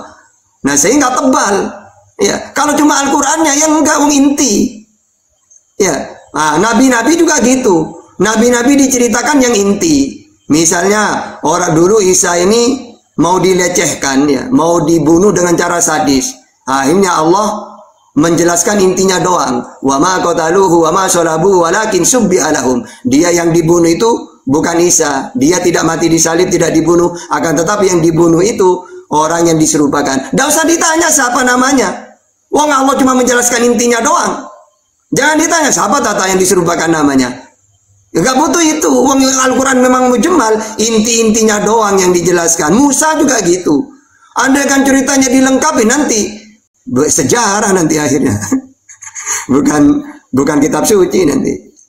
Ya, makanya Nabi Muhammad sendiri apakah ada di dalam Al-Quran? Misalnya Nabi Muhammad lahir tanggal 12 Rabiul Awal tahun Gajah. Ada nggak dalam Al-Quran? Nggak ada. Karena Al-Quran bukan buku sejarah. Kalau ingin tahu nanti silsilahnya ada di hadis atau nanti ada di Sirah Nabawiyah gitu. Oke. Mana oten ini? Tapi oten ini Ustaz, mereka itu mempersulit diri, padahal basicnya itu dia nggak ngerti. Sebelum orang terlalu jauh ke fikih, apa yang paling utama yang harus dipelajari Pak Ustaz? Ya kalau kita pakai kitab ya coba bab-bab kitab itu ya. Atau Nabi sendiri atau para Nabi. Para Nabi itu ajaran pertama itu ajaran inti. Ya tauhid dulu. Setelah itu syariat-syariat. Syariat-syariat itu Nabi ketika diutus 10 tahun baru ada. Pertama 1 tahun, 2 tahun, 3 tahun. Enggak, tauhid doang. Makanya ayat-ayatnya fa'fu wasfa'u, maafkan. Baru nanti hampir 10 tahun ada perintah-perintah sholat, zakat, ada perintah haji, ada perintah puasa. Karena apa? Karena tidak mungkin Nabi itu kalau langsung ya, wong mengenalkan tauhid aja ada orang yang ikut ditolak dia. Apalagi dia pas diutus langsung mewajibkan sholat. Ya tambah tidak mau orang-orang itu. Jadi ajaran kasih dulu selama bertahun-tahun. Dikenalkan tauhid, bahwa Tuhan itu esa, tidak bisa dilihat gitu ya. Baru nanti pengikutnya banyak, ada perintah. Makanya Yesus ini ajarannya kasih. Wong cuma 3 tahun. Dapat apa 3 tahun? Mau mengajarkan syariat. Wong mengenalkan tauhid aja ditolak. Akhirnya karena 3 tahun selesai, Kristen mengatakan kepada saya, Tata, kalau ajaran Yesus ajaran kasih. Tunggu sebentar, tenang ya, biar tenang tuh, jangan diganggu dulu. Biar. Jadi kalau Kristen mengatakan lihat ajaran Yesus, ajaran kasih, kami umat Islam mudah menjawabnya. Ya jelas ajaran kasih. Uang dia diutus 3 tahun, ditolak. Ya, Nabi Muhammad jangankan 3 tahun, hampir 10 tahun ajaran kasih, dilempar, dihina, diusir, mau dibunuh. Maafkan gitu ya. Jadi mereka itu tidak ngerti, seakan-akan cuma Nabi Isa yang ajaran kasih.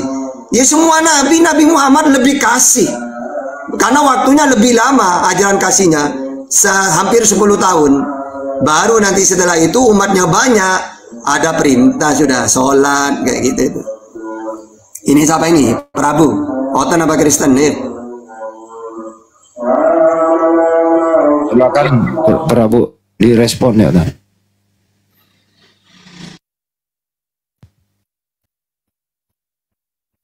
Yo badan gue drop lagi nih seharian di luar.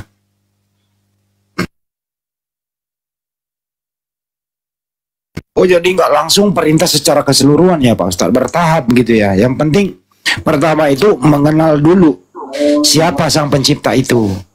Mempergunakan akal dulu, membedakan mana pencipta, mana ciptaan, mana manusia, mana Tuhan. Begitu ya, itu dulu ya Pak Ustadz utama ya. Iya, Homer sendiri haramnya itu tidak langsung haram. 4 kali turun ayat Homer nggak langsung haram. Pertama, cuma menceritakan manfaat dan mafsadahnya. Ya, masalah dengan mafsadahnya, manfaat atau enggaknya.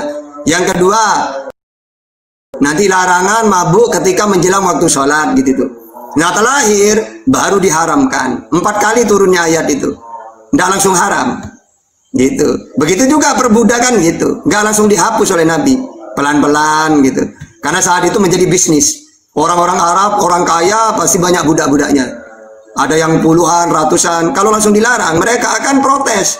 Akhirnya pelan-pelan gitu. Jadi apapun kalau Rasulullah itu bertahap gitu.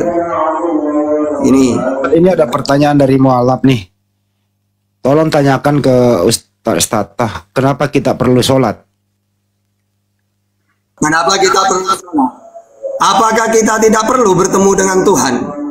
Ketika Nabi Muhammad Mi'raj, beliau ini loh hebatnya Nabi kita ya, umat Islam. Beliau ini ada apa-apa pun ingat umatnya. Dikit-dikit ummati, umatku. Baik merasa bahagia ingat umatnya. Kalau ada sesuatu yang tidak baik gitu itu, ingat umatnya. Ya Allah, mudah-mudahan umatku tidak seperti itu gitu. Tapi kalau bahagia juga ingat umatnya. Nah, ketika beliau Mi'raj bertemu dengan Allah, kan bahagia. Coba wong kita bertemu dengan ciptaannya saja, lihat gunung indah, lihat sesuatu apa indah, kita kan bahagia. Apalagi bertemu sang pencipta. Nah, Nabi ketika bertemu dengan Allah kan bahagia. Lalu beliau ingat umatnya. Ya Allah, saya ini bahagia banget. Apakah bisa umatku bahagia seperti saya, bisa bertemu engkau? Akhirnya kata Allah, iya. Nanti kamu turun dari sini, aku wajibkan sholat untuk umatmu. Bilang, ketika sholat itu adalah umatmu bertemu dengan aku, sebagaimana kamu bertemu saya sekarang. Nah coba, wong kita sholat ini karena Rasulullah kasihan, supaya kita bisa bertemu Allah juga setiap hari. Kok bisa?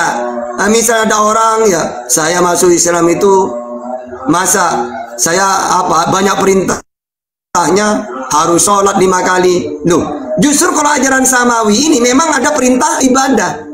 Dulu Nabi Muhammad ini ya sebelum ada perintah sholat malah dibully oleh orang Yahudi. Apa kata beliau? Kata orang Yahudi, Muhammad, katanya engkau ini utusan. Yang namanya utusan itu ada perintah-perintah. Nah kamu sholat aja ikut kami. Karena Nabi itu ya ketika mereka puasa Asyura, Nabi nanya, loh kalian kok puasa? Ya, oh ya ini Asyura pembebasan Israel dari Fir'aun oleh Musa. Nah kalau gitu saya yang berhak, karena semua para nabi itu bersaudara. Saya akan menghormati juga puasa beliau. Begitu juga sholat ya. Tidak ada perintah sholat dibully oleh orang Yahudi. Masa nabi tidak ada perintah ibadah? Berarti hebat kami dong. Akhirnya oleh Allah diberi perintah sholat juga lebih dahsyat daripada mereka. Mereka 3 waktu, kita 5 mana? Ya, awalnya dibully, akhirnya oleh Allah diberi sholat melebihi mereka.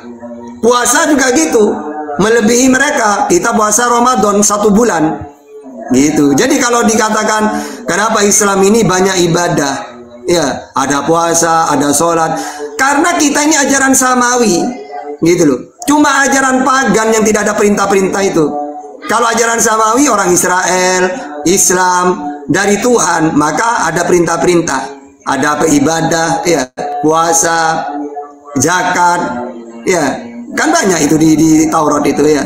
Bahkan ada zakat perampasan perang ada dibagikan gitu itu. Sama, makanya kalau pingin tidak ada ibadah, jangan ajaran Samawi, ajaran pagan saja. Ya, menyembah patung gitu ya. Baru tidak ada perintah-perintah itu. Gitu, silakan.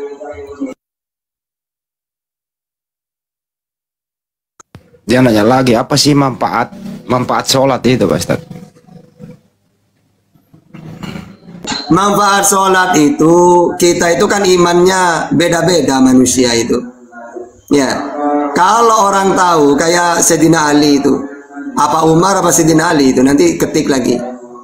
Beliau ini ketika perang kena panah, ya pahanya. Lalu ketika mau dicabut panah itu ya kalau masuk ditarik itu tambah sakit, karena di ujungnya itu ada apa ya, kayak pancing gitu. Sehingga kalau dicabut tambah sakit. Akhirnya Sayyidina Ali itu tidak kuat waktu dicabut. Akhirnya kata Sayyidina Ali gini, nanti saja ketika saya sholat kamu cabut. Pas beliau sholat dicabut, tidak terasa. Memang kalau orang ngerti ya hikmahnya sholat, merasa coba bertemu dengan Allah fokus, hilang rasa dunia kesenangan itu. Sampai panah pun ditarik tidak terasa. Sayangnya kita bukan Sayyidina Ali gitu. Seakan-akan kita ini sholat capek, seakan-akan waktunya enak tidur sholat. Coba secara gampang aja gini. Ini contoh yang paling gampang. Ada orang diundang presiden.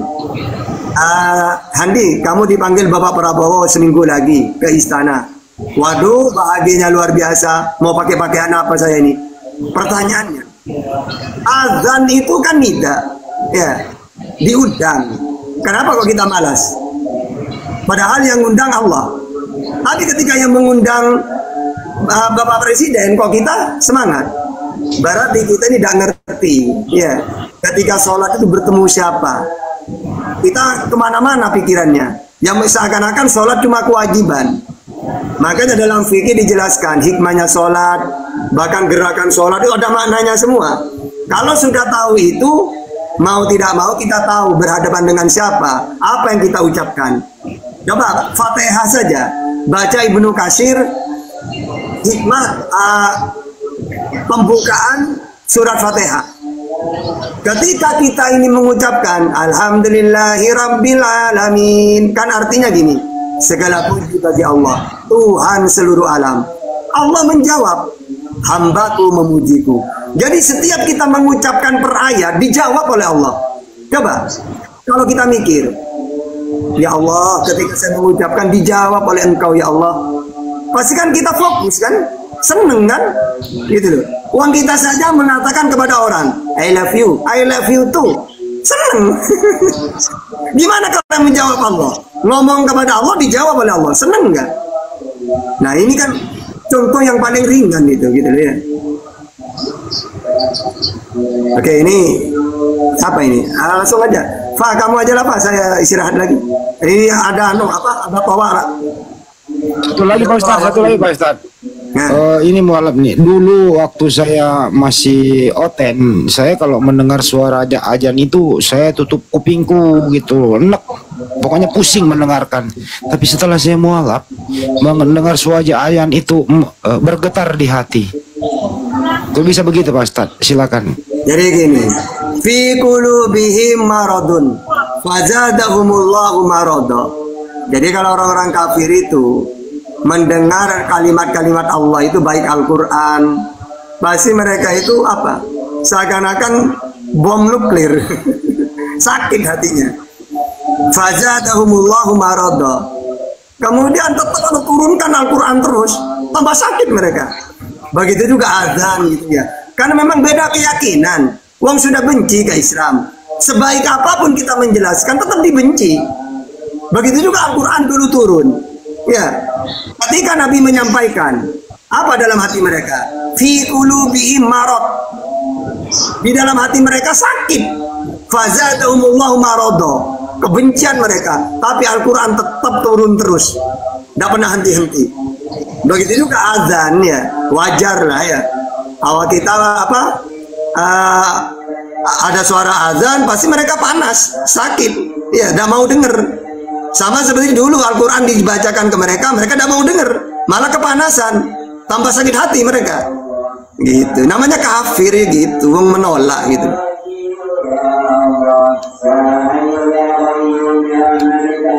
Sama dengan setan, pernah nggak dengar setan? Setan ketika kumandang adzan, mereka lari sampai, tapi istilah ini ya, pernah ditanyakan juga, Tata, kenapa? Dulu pernah nanya kan? Kenapa kok setan jin itu kok kentut? Mana datanya gitu? Itu Tata, saya pernah baca kalau mereka dengar azan lari terkentut-kentut. Oke, itu majas itu, bukan kentut beneran. Sama dengan gini, di Komal ini otennya banyak, ada 4 rame. Seakan-akan mereka so hebat lah. Tiba-tiba Bang Juma datang ke Komal ini. Lalu mereka keluar semua lari. Lalu Bang Juma nanya, Tahta, kemana oten barusan? Barusan banyak Bang Juma. Setelah Bang Juma naik, mereka lari terkentut-kentut. Nah, maksudnya apa? Bukan kentut beneran, enggak. Dari takutnya gitu loh. Sampai mereka itu ibaratkan gini, istilah apa ya? Sampai lari tunggang langgang kan gitu. Apa tunggang langgang gitu? Dari takutnya kan.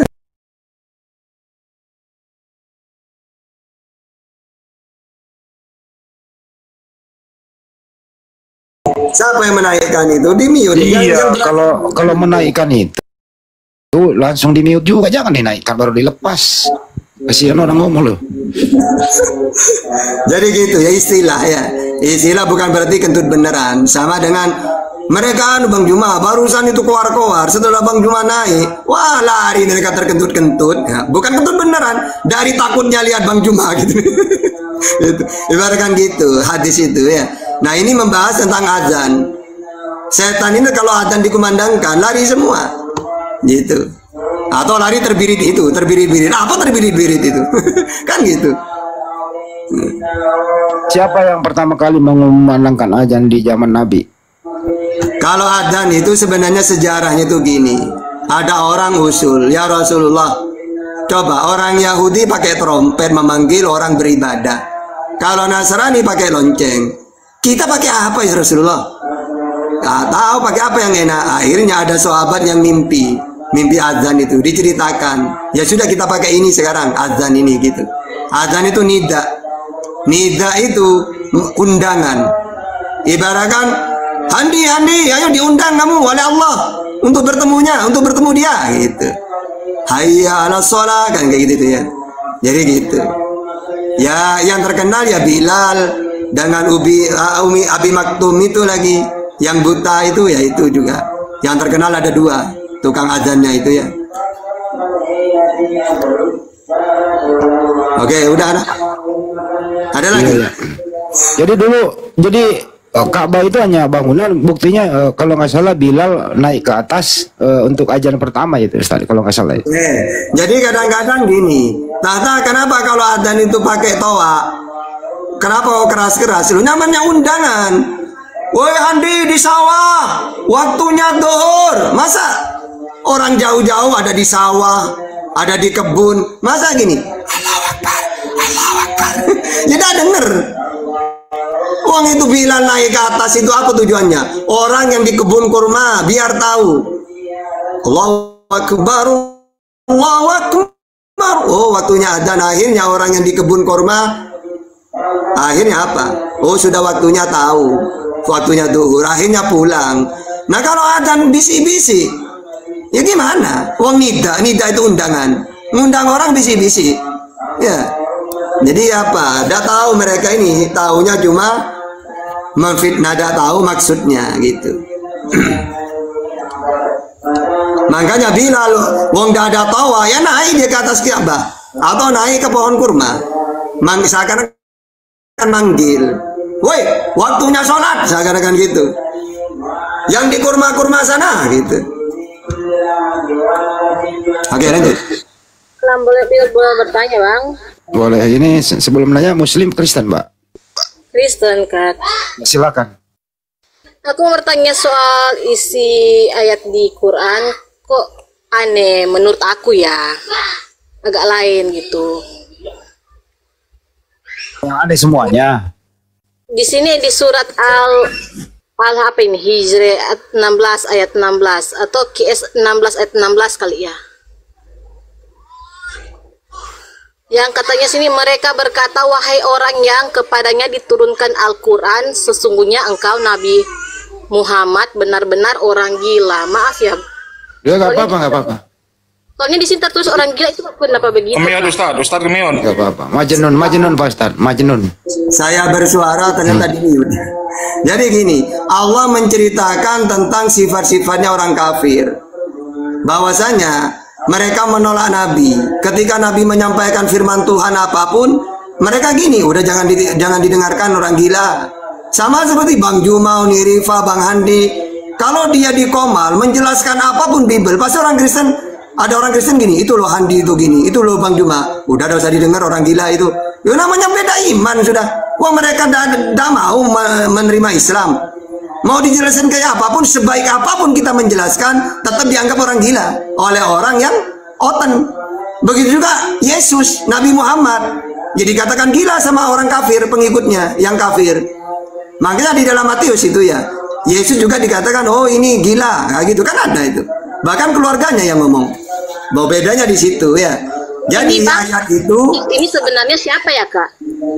Iya, Allah menceritakan tentang orang-orang kafir ini, Muhammad ya. Mereka ini ketika mendengar kamu menyampaikan Al-Qur'an apa segala macam tauhid, tetap mereka nganggap kamu ini orang gila gitu loh. Itulah orang kafir seperti itu sifatnya. Jadi orang yang kepadanya diturunkan Al-Qur'an.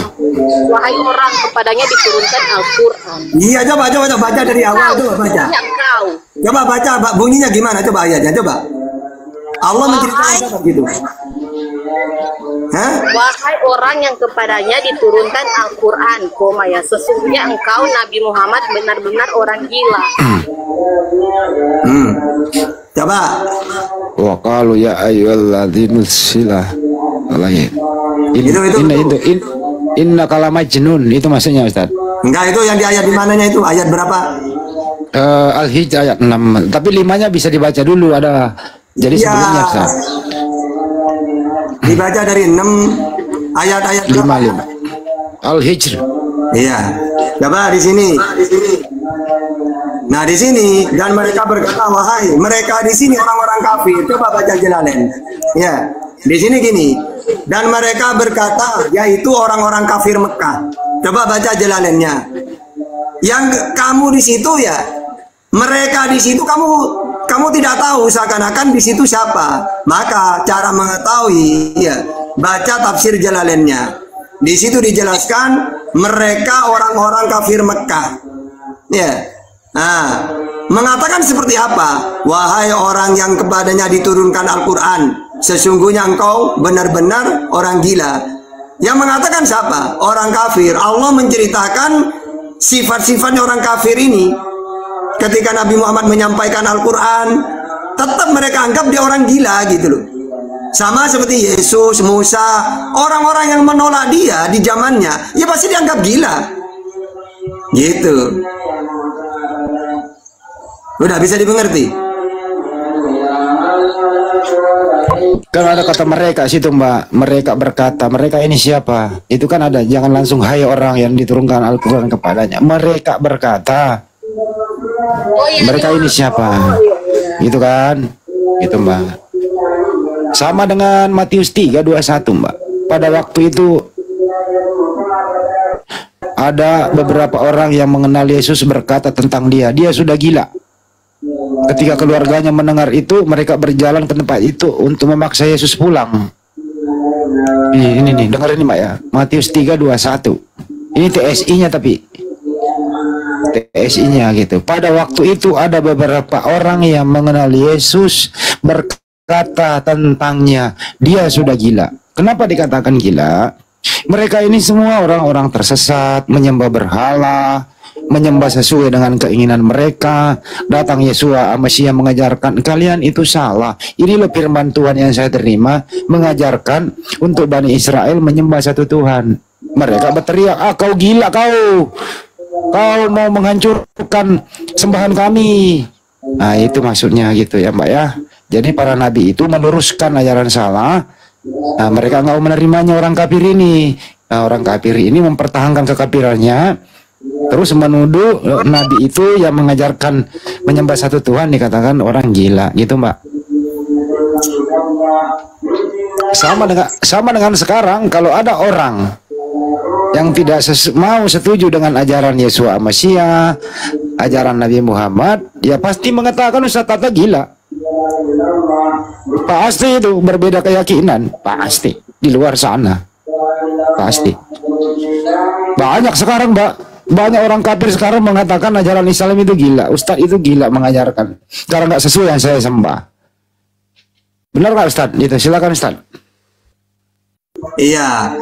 Jadi orang-orang yang beda keyakinan kita atau orang Kristen ya membaca ayat itu karena waqalu di situ ya tidak ditanya siapa waqalu di situ.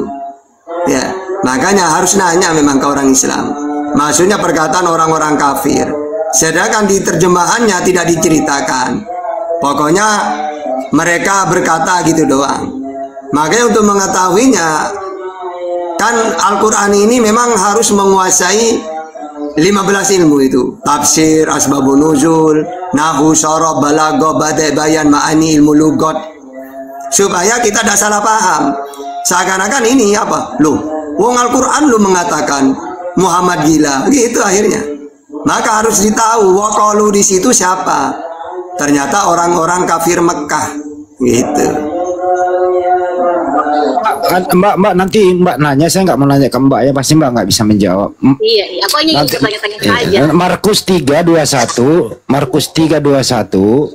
Nanti Mbak tanya kepada pendeta. Kok Yesus dikatakan tidak waras lagi, kok dikatakan gila gitu? Mana itu bisa dibacakan? Markus 3:21, Mbak. Ya, apa bunyinya? Waktu kaum keluarganya mendengar hal itu, mereka datang hendak mengambil dia, sebab kata mereka, ia tidak waras lagi. Oh, tapi kan di Markus itu kan saya baca dari atas sampai habis kan, itu kan sudah bisa dijelaskan sebenarnya. Cuma baca setengah-setengah dalam Bible kami enggak kayak gitu. Nah tadi Anda juga membaca setengah kan, tadi itu Al-Hijr ayat 6. Kan ada di Quran yang hanya ayat-ayat satu-satu saja begitu. Kan Anda boleh baca dari awal sampai akhir. Nah ini jelas Mbak. Markus 3:21 coba. Yesus dikatakan gila juga gitu. Gimana itu? Tuhanmu lo itu. Kalau kami nabi itu ya, ini Tuhanmu lo dikatakan gila sama keluarganya sendiri. Kalau Nabi Muhammad orang kafir. Kalau yang Markus 3:21 keluarganya yang mengatakan ya, Tuhanmu gila loh gitu loh. Gimana itu Mbak? Jangan sampai dikira berbohong ambil Bible kabur. Hai. Kabur. Lanjut.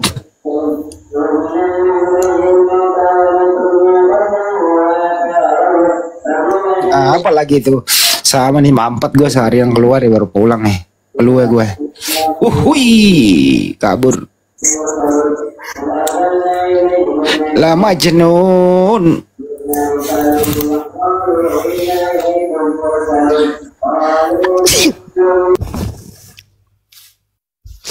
Alhamdulillah. Kalau surat Al-Hijr dibaca dari atas ya dari 1 sampai ke 6 itu jelas itu ya, mereka di sini adalah orang kafir. Orang kafir tadinya ini asyik menyembah berhala, ya. Datang Nabi Muhammad menjelaskan, kok ini orang kok kelewat pinter, ini dari mana ini malah dituduh sihir. Ini sebenarnya ada hubungannya dengan yang tadi saya jelaskan. Iya, silakan Ustaz. Mereka ini kalau mendengar Al-Quran kepanasan, sakit, fazadahumullahu maradha. Ya, karena mereka tanpa dengki, ya gitu itu. Wah gila, gitu akhirnya. Sama dengan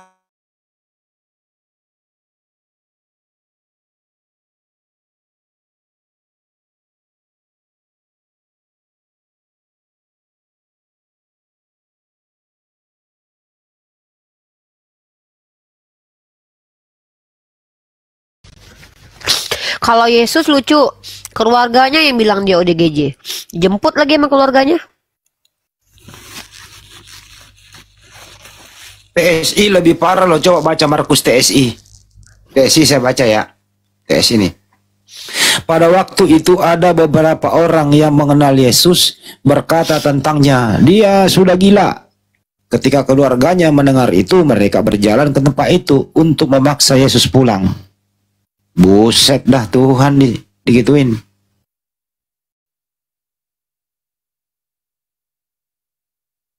Aku pilek karena aku tuh nggak bisa pakai AC kayaknya. Ya matiin dulu. Tapi kami Muslim dingin, panas. Ya, tapi kami Muslim itu menyikapi ini bahwa semua para nabi itu memang mengajarkan kepada mereka orang kafir. Orang kafir ini tidak mau diajarin. Jadi menganggap yang mengajar ini orang gila.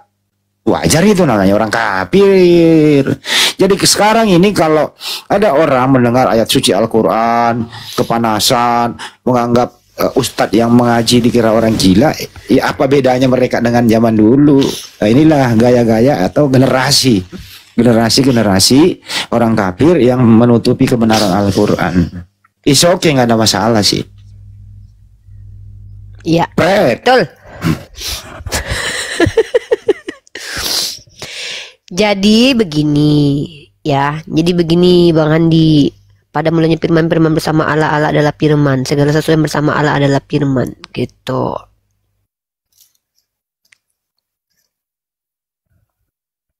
Pada dasarnya mereka itu memperkuat kekristenan mereka dengan tidak belajar Bible. Saya ulang ya, mereka memperkuat kekristenan mereka tidak membaca Bible, tapi membaca Islamologi dari luar negeri, mendiskreditkan ajaran Islam.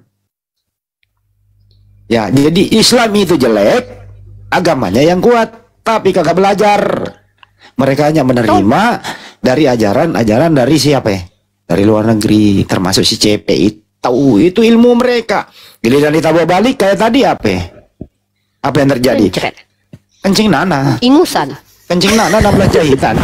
Masih mau datang besok.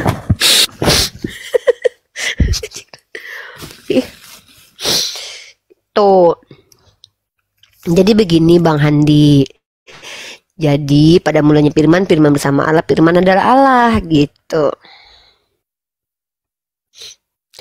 Oke, aku mau membandingkan antara hukum-hukum Islam dan Kristen ya. Aku catat satu-satu ya. Pertama, kalau di Kristen itu manusia itu terkutuk. Kalau di Islam manusia mulia. Beda ya. Beda. Di Kristen Tuhannya itu 3 dalam 1, 1 dalam 3. Di Kristen ya, di Islam Tuhannya 1. Di Islam yang diwariskan adalah harta, kecerdasan, dan kecantikan orang tuanya. Di Kristen yang diwariskan dosa. Di Islam, Nabi itu bukan Tuhan, Tuhan bukan Nabi. Di Kristen, Bapak adalah anak, anak adalah Bapak, kita adalah dia, dia adalah aku adalah dia. Ntar ada telepon dulu.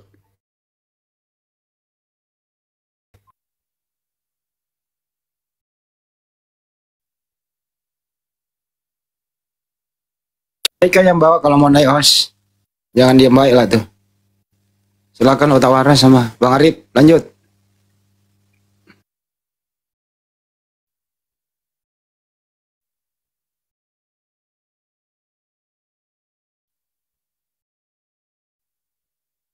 Juga nih hostnya kalau begini. Mana nih Mbak Arif ini?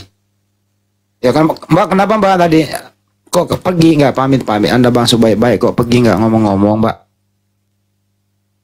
Yesus punya anak ya Mbak ya? Kok anak Yesus? Emang Yesus punya istri? Kok punya anak? Assalamualaikum Pak De. Pak De juga Assalamualaikum.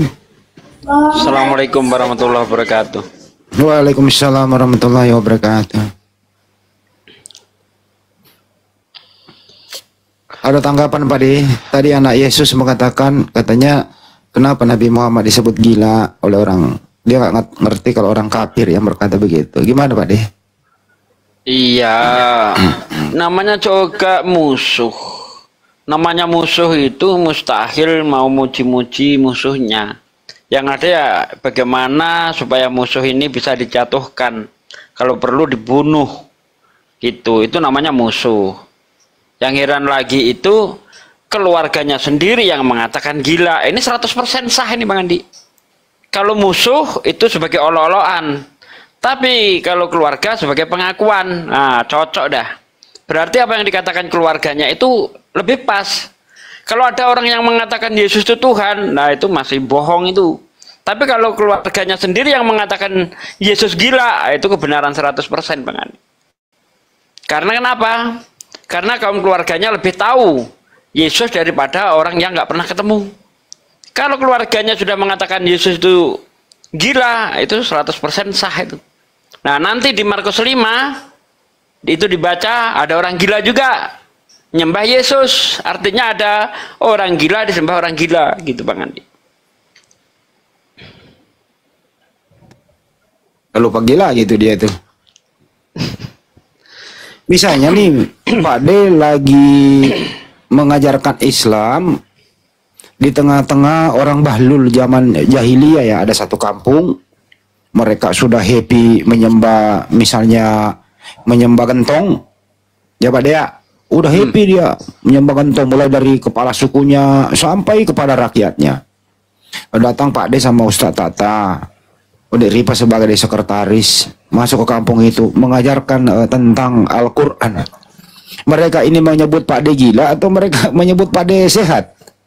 Gila lah pasti disebut gila karena bagi mereka peradaban, jangankan zaman dulu, sekarang aja kalau kita itu menentang tradisi yang sudah tidak sesuai lagi dengan Islam, kita dibilang gila, dibilang kita itu tidak menghargai warisan nenek moyang dan sebagainya.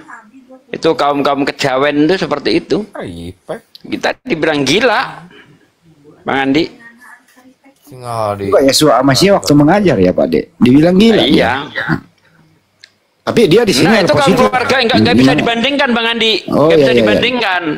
Kalau Yesus yang mengatakan kaum keluarganya. Iya, keluarganya Bang Andi beda. Nggak bisa dibandingkan. Kalau Nabi Muhammad orang yang benci dia. Kalau Yesus keluarganya. Bang Andi kalau saya nanya nih, ada keluargaku nelfon, Handi, si Rifa sakit. Nah, keluargaku yang bilang, mana lebih Bang Handi percaya? Keluargaku yang ngomong atau tiba-tiba ada orang yang benci sama aku? Oi, Handi Oten yang bilang, oi, si Rifa sakit. Nah, mana yang lebih Bang Handi percaya? Tapi ini Oten. Tapi saya baca Markus 321 TSI sama Markus 321 Sabda berbeda makna loh. Coba baca TSI-nya, berbeda makna dengan Sabda. TSI coba baca. Markus 321 yang TSI. Yang dipercaya Kristen aja yang kita pakai. Kristen kan nggak percaya TSI. Enggak, saya cuma kan yang terjemahan baru. Cuma saya membandingkan aja Pak De. Markus berapa? 321. 3,21. Kok 3,21? 3.221. Kalau siapa kemarin tuh Markus 3 titik bertumpuk 2 21. Si siapa ya itu ya? Kitab Kristennya kita pasal jadi dia. Pada waktu itu ada beberapa orang mengenal Yesus berkata tentangnya. Ntar ulang coba ulang. Pada waktu itu ada beberapa orang yang mengenal Yesus berkata tentangnya, dia sudah gila. Nggak, baca terus. Iya itu. Pada waktu itu ada beberapa orang yang mengenal Yesus berkata tentangnya, dia sudah gila. Ketika keluarganya mendengar hal itu, mereka berjalan. Iya. Nah, teman-teman aku baca semuanya aja deh. Pada waktu itu ada beberapa orang yang mengenal Yesus berkata tentangnya, dia sudah gila. Ketika keluarganya mendengar hal itu, mereka berjalan ke tempat itu untuk memaksa Yesus pulang. Ditarik Bang pulang. Iya. Sabdanya beda kan bunyinya.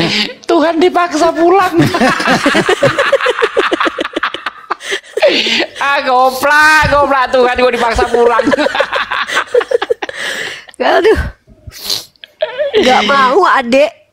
Pulang gak lo? Enggak. Pulang gak lo? Gak mau gue.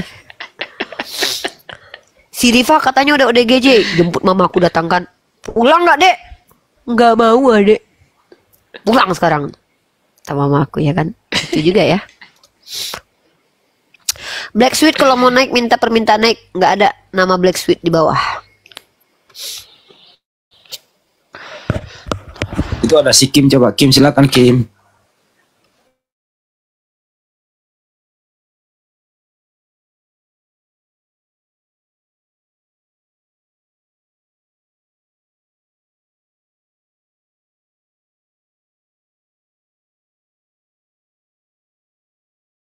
Lihat Neozep lah. Lu aku nggak hilang-hilang. Kim, halo Kim. Halo Kim. Kim. Siapa moderatornya? Aku nggak jadi moderator yang akun ini. Halo. Ya, Kim, halo silakan. Muslim non Muslim Kim? Muslim. Muslim. Iya. Assalamualaikum warahmatullahi wabarakatuh. Assalamualaikum warahmatullahi wabarakatuh. Ada yang menyampaikan? Nggak ada, mau dengar aja. Saya dari tadi mau turun tuh, Kak Rifa. Dibawa aja. Dibantu turunin aja moderator. Ya Black. Yo, selamat malam. Apa ya, Sudi? Selamat malam. Ya Black, mau bertanya atau mau menjelaskan? Oh, mau ditanya? Gitu ya. Saya mau tanya sedikit, tapi sebelum saya bertanya, saya bernarasi sedikit, boleh tidak, Uner? Nggak boleh. Kalau bertanya aja. Kalau bernarasi itu menjelaskan, itu harus kami tanggapi. Maksud pertanyaan nanti nanti biar saya itu jangan salah bertanya. Bertanya dengan apa yang itu saya- siapa, mengapa, di mana, bagaimana. Kalau dasarnya ada data, datanya tunjukin. Loh, Kami kalau tidak dia- menerima narasi dari orang Kristen. Kenapa? Beda. Apapun narasi kalian, Ini kalau dia mau sedangkan bernarasi, umat Islam tidak kalau- berilmu saja belum tentu sama. Apalagi orang kalau dia Kristen. mau bernarasi nggak apa-apa, tapi bernarasi tentang Bible nggak apa-apa. Kalau tentang imanmu nggak apa-apa. Tapi kalau Iya, tentang Islam silakan. nggak layak, nggak patut, nggak pantas. Oh, Kecuali kau berilmu. kalau Bang Suma bernarasi tentang Kristen, saya bisa. Dia berilmu, dia berilmu. Kalau kamu enggak. Oh iya Berarti dong. ada perbedaan. Oke, baik. Ada Jadi saya bertanya. perbedaan. Ya, oke, baik. Jadi walaupun ini, oke, saya tanya Pak Sugi, Ustadz Sugi ada di bawah nih. Saya senang Ustadz Sugi, saya bisa lihat Ustadz Sugi nih. Silakan. Ya Ustadz Sugi, saya mau bertanya kepada Ustadz Sugi, siapa Tuhan yang disembah Nabi Muhammad? Siapa? Dengar, simak baik-baik Ustadz Sugi. Siapa Tuhan yang disembah Nabi Muhammad ketika Nabi Muhammad itu belum menerima wahyu di dalam Gua Hiro? Silakan. Yang disembah ya Allah lah, siapa lagi?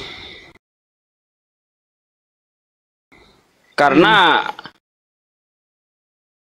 memang bangsa Arab itu sudah mengenal Allah sejak zaman Nabi Ibrahim. Sejak zaman itulah Allah itu dikenalkan. Makanya nanti kalau kita lihat di dalam Al-Quran, ada ayat yang mengatakan jika kamu bertanya kepada orang-orang kafir, siapakah yang menciptakan langit dan segala isinya? Mereka menjawab Allah. Cuma di situ nanti ada dua golongan, ada yang hanif, ada yang menyembah berhala. Dan Nabi Muhammad termasuk yang hanif, menyembah Allah, tidak menyembah berhala. Sementara kaumnya selain dia menyembah Allah, dia juga menyembah berhala. Begitu, Bang.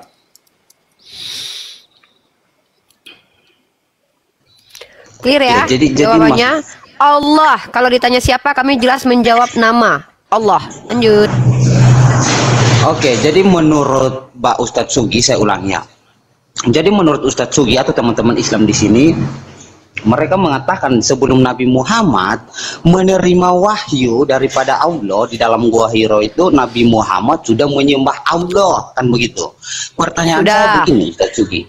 Ketika seseorang menyembah Allah, yaitu Nabi Muhammad yang belum menerima wahyu atau belum menerima Al-Quran, Nabi Muhammad menyembah Allah dengan cara bagaimana? Dan kitabnya dia itu waktu itu sebelum dia menerima wahyu, dia menggunakan kitab apa? Silakan. Tidak ada kitab yang dibawa oleh Nabi Muhammad sebelum terima wahyu. Bahkan Al-Quran menjelaskan Muhammad itu tidak pernah membaca dan menulis kitab-kitab sebelumnya. Nggak ada kitab. Mereka menyembah hanya berdasarkan tradisi saja. Hanya berdasarkan tradisi yang diwariskan oleh nenek moyang mereka, yaitu Nabi Ibrahim dan Ismail. Udah. Makanya dikatakan Hanif. Lurus. Hanif. Siap Ustadz Sugi, siap. Jadi saya baca sedikit tentang Sahih Bukhari 4027 ini ya, saya bacakan saja ya. Sahih Bukhari berapa? 4027 Unirifah. Siap. Ya, nanti baru kemudian Unirifah atau Ustadz Sugi bisa menjelaskan ya. Telah menceritakan kepada kami, saya baca terjemahan ini ya Unirifah. Telah menceritakan kepada kami Asad bin Muhammad. Dia berkata, aku mendengar Mahdi bin Maimun berkata, aku mendengar Abu Raja Al-Ataridi berkata, dulu kami menyembah batu. Apabila kami mendapatkan batu yang lebih baik, maka kami melemparkan dan mengambil yang lain. Dan apabila kami tidak menemukan batu, kami mengumpulkan segenggam tanah, lalu kami bawakan seekor kambing, kemudian kami peraskan susu untuknya, lalu kami tawaf dengannya. Itu yang ngomong siapa? Ya. Itu yang ngomong siapa? Ya, nanti ini jadi pertanyaan saya. Ya, udah ada sama aku Pak De, hadisnya. Lanjut. Nanti ini kan jadi pertanyaan. Lalu kami tawaf dengannya. Apabila datang bulan Rajab, kami mengatakan tidak ada peperangan. Maka kami tidak membiarkan tombak maupun panah yang tajam kecuali kami cabut dan kami melemparkan sebagai pengagungan terhadap bulan Rajab. Dan aku mendengar Abu Raja berkata, pada hari Nabi Shallallahu Alaihi Wasallam diutus. Nah ini, jadi di sini pada hari Nabi Shallallahu Alaihi Wasallam diutus, aku pada waktu itu sebagai seorang anak pengembala unta milik keluargaku. Tak kala kami mendengar Nabi Shallallahu Alaihi Wasallam berdakwah, kami lari ke neraka, yaitu ke Musailamah al-Kadzab. Lalu pertanyaanmu terkait Nabi menyembah siapa, kemudian korelasinya dengan ayat ini apa kaitannya? Di sini yang berkata siapa yang menyembah batu? Ya, ini di sini bukan hanya sekedar menyembah batu, juga dikatakan ada bulan sebentar, Rajab. brother. Pertanyaannya Pak didengar. Sugi bertanya, siapa yang berkata dulu kami menyembah batu? Jawab, jujur, nggak usah bertele-tele, jujur aja, kan udah baca kan barusan. Ya, dari As-Salat bin Muhammad. Yang berkata kami dulu menyembah batu siapa? Masa gini aja nggak ngerti ya, amplop. Iya, kan diceritakan sanatnya kan dari As-Salat bin Muhammad. Yang berkata di situ siapa? Ya ampun, pantesan kalian sesat gini aja nggak paham. banget nih jadi orang ditanya kayak gitu aja nggak 3 ngerti. kali loh pertanyaannya loh. Yang berkata dulu kami penyembah batu itu siapa? Dulu, iya, makanya di sini saya mau bertanya. Di sini saya kan mau bertanya nih, siapa yang menyembah batu? Siapa yang menyembah batu? Cukup ya Pak Desugi ya, Pak Desugi. Kayak saya rasa nggak perlu sekolah untuk tahu siapa yang berkata menyembah batu di sini Pak De ya. Lanjut Pak Desugi. Aduh. Siapa menurut Unirifa siapa yang menyembah batu? Nggak perlu menurut saya, Pak Desugi. Udah, Pak Desugi, masa gini aja nggak ngerti lu. Ini orang sebelum Nabi kafir Muhammad itulah yang ngomong di situ itu siapa? Kau udah baca nggak tahu juga kau? Sudah kau baca tadi dan kau sudah nggak kau ngerti. baca nggak ngerti juga. Aduh. Nih ku ulangi kau baca ya. Nih ku ajarkan kau bahasa Indonesia. Ini ku ajarkan kau. Sahih Bukhari nomor 4027 telah menceritakan kepada kami As-Salat bin Muhammad. Si As-Salat bercerita dari siapa dia mendengarkan? Dari Mahdi bin Maimun. Nah, Mahdi bin Maimun berkata, aku mendengar si Abu Raja Al-Taridi berkata, ya, si Abu Raja Al-Taridi berkata bahwa dulu kami menyembah batu sampailah sebelum Nabi diutus. Nah, oke, tanya dulu nih, tanya dulu siapa tadi yang menyembah batu siapa? Sebelum yang menyembah batu adalah siapa penyembah batu? Yang menyembah batu siapa? Nah, gitu dong. Oke, baik. Baik, maksudnya poinnya saya di sini begini, Ustadz Sugi. Jadi di sini selain Abu Raja menyembah batu, dia juga tawaf. Betul apa tidak? Di ayat itu berbunyi. Betul. Kalau orang-orang kafir ya, itu mereka mencampurkan ajaran Nabi Ibrahim dengan ajaran pagan. Betul, sama persis seperti Kristen mencampurkan ajaran Paulus ahli Taurat dengan ajaran pagan Yunani. Sama persis seperti itu. Saya pikir ini sedikit melebar ya Unirifa. Loh, karena Unirifa baru saja ente bertanya, saya menjawab, ente bilang saya masih menjawab konteks tawaf. Anda bertanya, betulkah orang kafir pernah tawaf? Yes, kenapa? Karena mencampurkan ajaran yang benar dengan ajaran yang tidak benar itu terjadi dari zaman dahulu sampai zaman sekarang. Zaman dahulu yang mencampurkan adalah orang kafir. Dengar dulu, inilah aku nggak sukanya orang Kristen. Udahlah nanya sama kita kasih ilmu, mereka pula yang intervensi. Kalian bertanya, kami menjawab. Tawaf itu adalah sesuatu yang sudah diajarkan oleh keturunan Bani Israel. Bahkan kalau kau cross check dalam kitabnya orang Yahudi, mereka juga mengenal tawaf. Ya, ajaran ini diselewengkan dan dicampurkan dengan ajaran pagan, sama sebagaimana Kristen yang bercampur antara ajaran yang benar dengan ajaran yang tidak benar. Makanya jadi Tritunggal. Tuhan yang tunggal jadi Tritung, ya. Itu campuran antara Tuhan tunggal dengan Tuhan yang politeis, kawin, jadi Tritunggal. Sama tawaf yang diajarkan oleh Nabi Ibrahim alaihi salam kemudian dicampur adukkan dengan pengajaran pagan oleh kaum musyrikin, itu betul adanya. Betul. Bukan ajaran Islam yang mengadopsi ajaran pagan, tapi ajaran pagan yang telah menyelewengkan ajaran yang diberikan kepada nabi-nabi terdahulu. Karena memang faktanya ajaran tawaf berkeliling bait Tuhan itu sudah diajarkan di zaman Daud, dan itu ada dalam kitabmu Mazmur. Mazmur ayat berapa Uni? Saya baru pertama kali Makanya mendengarkan. baca kitabmu. Ya, Iya. tawaf itu artinya apa? Saya Tawaf. tanya. Tawaf artinya Iya, apa? mengelilingi batu sebanyak 7 kali. itu. Sebanyak 7 kali. Sebanyak 7 kali ya, Ya, Uni. berkeliling. Jangan kau simpulkan ya aturan berkelilingnya berapa, definisi tawafnya yang kutanya. Tawaf artinya apa? Lucu nih orang nih. Ya, Ya, kau baca di dalam kitab Mazmur ya. Silakan. Saya pikir tidak ada ya. Ya udah, karena kau nggak pernah baca. Saya pikir tidak ada. Kau baca ya. Silakan, nih, bentar. silakan Uni, silakan. Saya paling nggak suka Kalau orang belum mau- saya kasih dalil. Ya, silakan Mazmur Bentar berapa? Uni? dulu. Sebentar dulu, saya lagi buka. Saya dan umat Islam lainnya ketika diskusi kalian minta data yang mendadak, kami upayakan buka. Pernahkah kalian Ya, jadi- melakukan hal yang sama? Bentar dulu, nih orang nggak sopan nih. Ini aku lagi buka dalilnya. Sabar, nggak ada cerita. Iya, Kena tombak. jadi akhirnya Kena tombak. ya Silakan. tadi Uni Rifa Ustaz. terlalu melebar. Tadi Kau Uni yang Rifa melebar. terlalu melebar. Makanya Kau yang melebar. Kau yang melebar. akhirnya di ban ya. Diam dulu. Dari topik yang disembah lari ke tawaf loh. Kamu bawa 2 topik loh tadi. Kau yang melebar, Bro. Tawaf itu kan bagian apa yang disembah? Ya udah oleh kaum cukup dulu Quraisy? ya. Sekarang pertanyaanmu Mazmur. udah dijawab loh. Mazmur 26 ayat 6 itu jelas sekali. Aku membasuh tanganku tanda tak bersalah, lalu berjalan mengelilingi misbahmu ya Tuhan. Mazmur 26 ayat 6. 26 ayat Nomor 6. Nomor 6. Walaupun ini kita tahu bahwasanya Islam mau mencari remisi ya teman-teman, tapi kita Bukan bacakan mencari aja. remis. Oh. Di sini Oh. kita sedang melakukan perbandingan.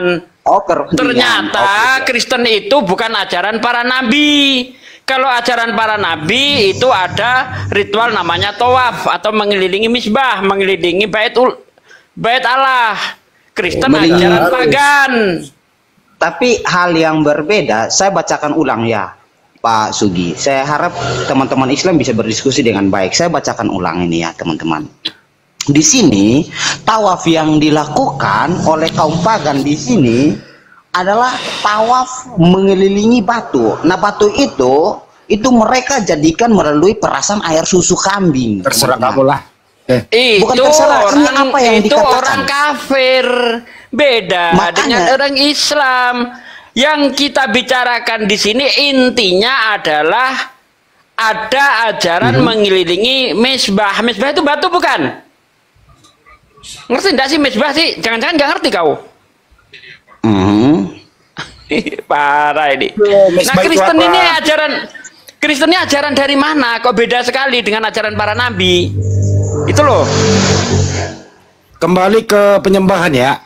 Tadi gini. Tapi Pak dulu Sugi, kembali ke saya penyembahan. harap- Satu pertanyaan saya kepada Kristen, penyembahan Ini aja dulu. akhirnya jatuhnya Kamu mau dua dengar lawan saya satu. atau tidak? Dengerin ini tadi Nah, penyembahan Bang Andi dulu. ini kayak- dia Penyembahan dulu, Bro. Baru habis ini kau Kok lanjut Pak lagi ke Andi topik sangat lain. takut. Oh, kau mau diatur atau tidak sih? Jangan terlihat takut. Saya nggak takut, makanya gantian bicara. Apa yang dengerin takut dulu. samamu? Coba open cam. Kalau kau nggak takut, coba open cam. Saya open cam, yuk. Kalau kau nggak takut, open cam, yuk. Ngapain takut sama penyembah? Ngapain takut sama penyembah manusia terkutuk? Kau penyembah manusia Nah, terkutuk, itu ngapain kan. gua takut? Premisnya akhirnya Makanya dengarkan dulu. Makanya Dengarkan dengar orang dulu. ngomong dulu. Kau bertanya, kami yang menjawab. Giliran kami jawab, kau pula yang ngatur jawaban kami. Kami bukan budak. Dari dulu sudah dihapuskan penjajahan di atas dunia. Walaupun Kristen itu dibawa sama penjajah, kami nggak apa-apa kok. Tapi kami nggak mau diperbudak sama orang Kristen. Lanjut. Ya tadi Anda udah Dengarkan. bertanya mengenai yang disembah. Silakan. Nah sekarang saya tanya juga, siapakah nama Tuhannya Kristen dan siapa nama Tuhannya Bunda Maria? Apakah sembahannya Maria sama dengan sembahannya Kristen? Silakan sebutkan namanya, sembahan mereka masing-masing. Silakan. Oke, baik. Jadi sebelum saya menjawab pertanyaan Jawab baru, saja, nggak usah pakai pengantar. Loh kok marah-marah? Saya ulang pertanyaannya. Ya lucu kau Black Sweet. Giliran kau menjawab, kau yang ngatur jawaban kami. Giliran Bang Andi menjawab, kau nggak pernah mau menjawab. Kenapa? Takut. Siapa? Ya, pertanyaannya ya. Siapa nama Tuhannya Maria? Siapa nama Tuhannya Kristen? Apakah Tuhannya Maria sama dengan Tuhannya Kristen? Nama lo saya tanya, nama Tuhan, silakan. Ya, saya tahu. Ini mau mengalihkan topik. Saya tahu. Saya tahu dengan maksud. Pengalihin topik soal penyembahan. Kau bertanya tentang ajaran pagan, kami jelaskan samamu. Ajaran dahulu kala itu yang benar. Udah aku jawab, kau yang nggak mau dengar. Ya udah, saya ulang pertanyaannya.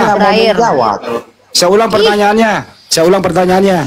Siapa? Itu hanya orang bertanya. Saya ulang pertanyaannya. Bisa jawab atau tidak? Tidak mau saya jawab. Saya nggak mau jawab. Nggak bisa jawab. Ya udah.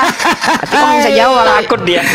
Takut dia jawab. Maksudnya nggak tahu dia. Kristen ini pagan. Kristen ini pagan, bukan ajaran para nabi. Saya ulang ya. Dia nggak berani jawab. Dengar dulu teman-teman. Pertanyaan yang menggesek jantungnya Oten nih. Yang menggesek jantungnya, menggesek otaknya nih. Ini pertanyaan ini. Siapakah nama?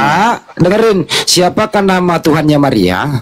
Dan siapakah nama Tuhannya Kristen? Apakah Tuhannya Maria sama dengan Tuhannya Kristen? Jawab. Ini menggeser jantungmu ini. Pertanyaan. Soalnya apa? Tuhannya Maria beda dengan Tuhannya Kristen. Oke, baik. Nah, jawab. Jadi, siapa nama Tuhanmu masing-masing? Jawab. Boleh saya jawab? Boleh saya jawab? Coba ulang pertanyaannya.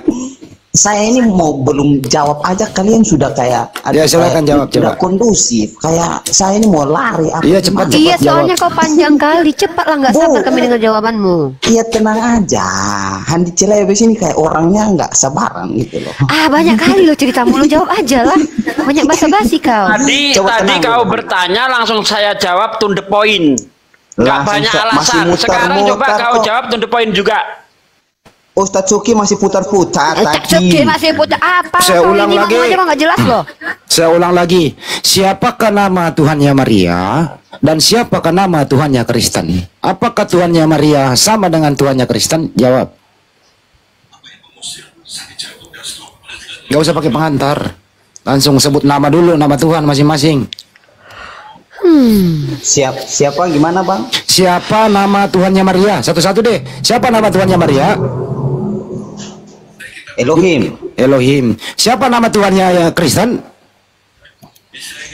Elohim juga. Berarti Yesus batal jadi Tuhan, selesai. Yesus batal jadi Tuhan ya? Framing itu. Sudah framing katanya. Ya saya kira saya sudah menjawab. Ya udah lu jawab. Yesus batal. Yesus batal jadi Tuhan. Dia nggak sebut Tuhan. Saya pikir saya sudah menjawab. Punya Pak Handi nih dari dulu begitu. Saya pikir. Pertanyaan saya lah, siapa nama Tuhannya? Dengar dulu diam kau, teman-teman.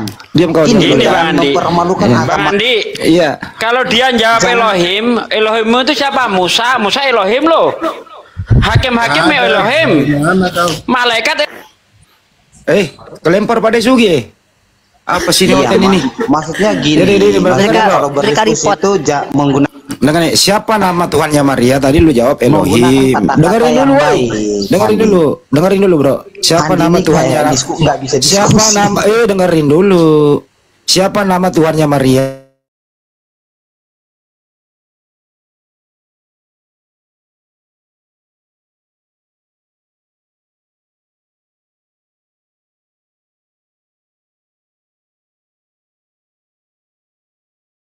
Saya boleh tanya nggak? Bisa ulang lagi nih. Siapa nama Tuhannya Maria? Elohim. Diam dulu, diam dulu. Siapa nama Tuhannya Maria? Kalau kita bertanya sama Handi Celebes nggak mungkin dia mau menjawab teman-teman. Karena kau malam ini membatalkan Yesus Tuhan. Siapa nama Tuhannya Maria? Elohim. Siapa nama Tuhannya Kristen? Elohim. Berarti dia nggak menyebut Yesus. Berarti Yesus bukannya Tuhan Kristen. Nah, gimana? Lanjut. Nah, berbeda lagi nih kalau gue tanya nih. Kes setuju. Siapa nama Tuhannya Maria? Saya juga ingin tanya. Ya jawab dulu ini selesai baru Anda nanya. Nama Tuhan doang. Tuhan SWT-mu tahun berapa muncul di dunia ini?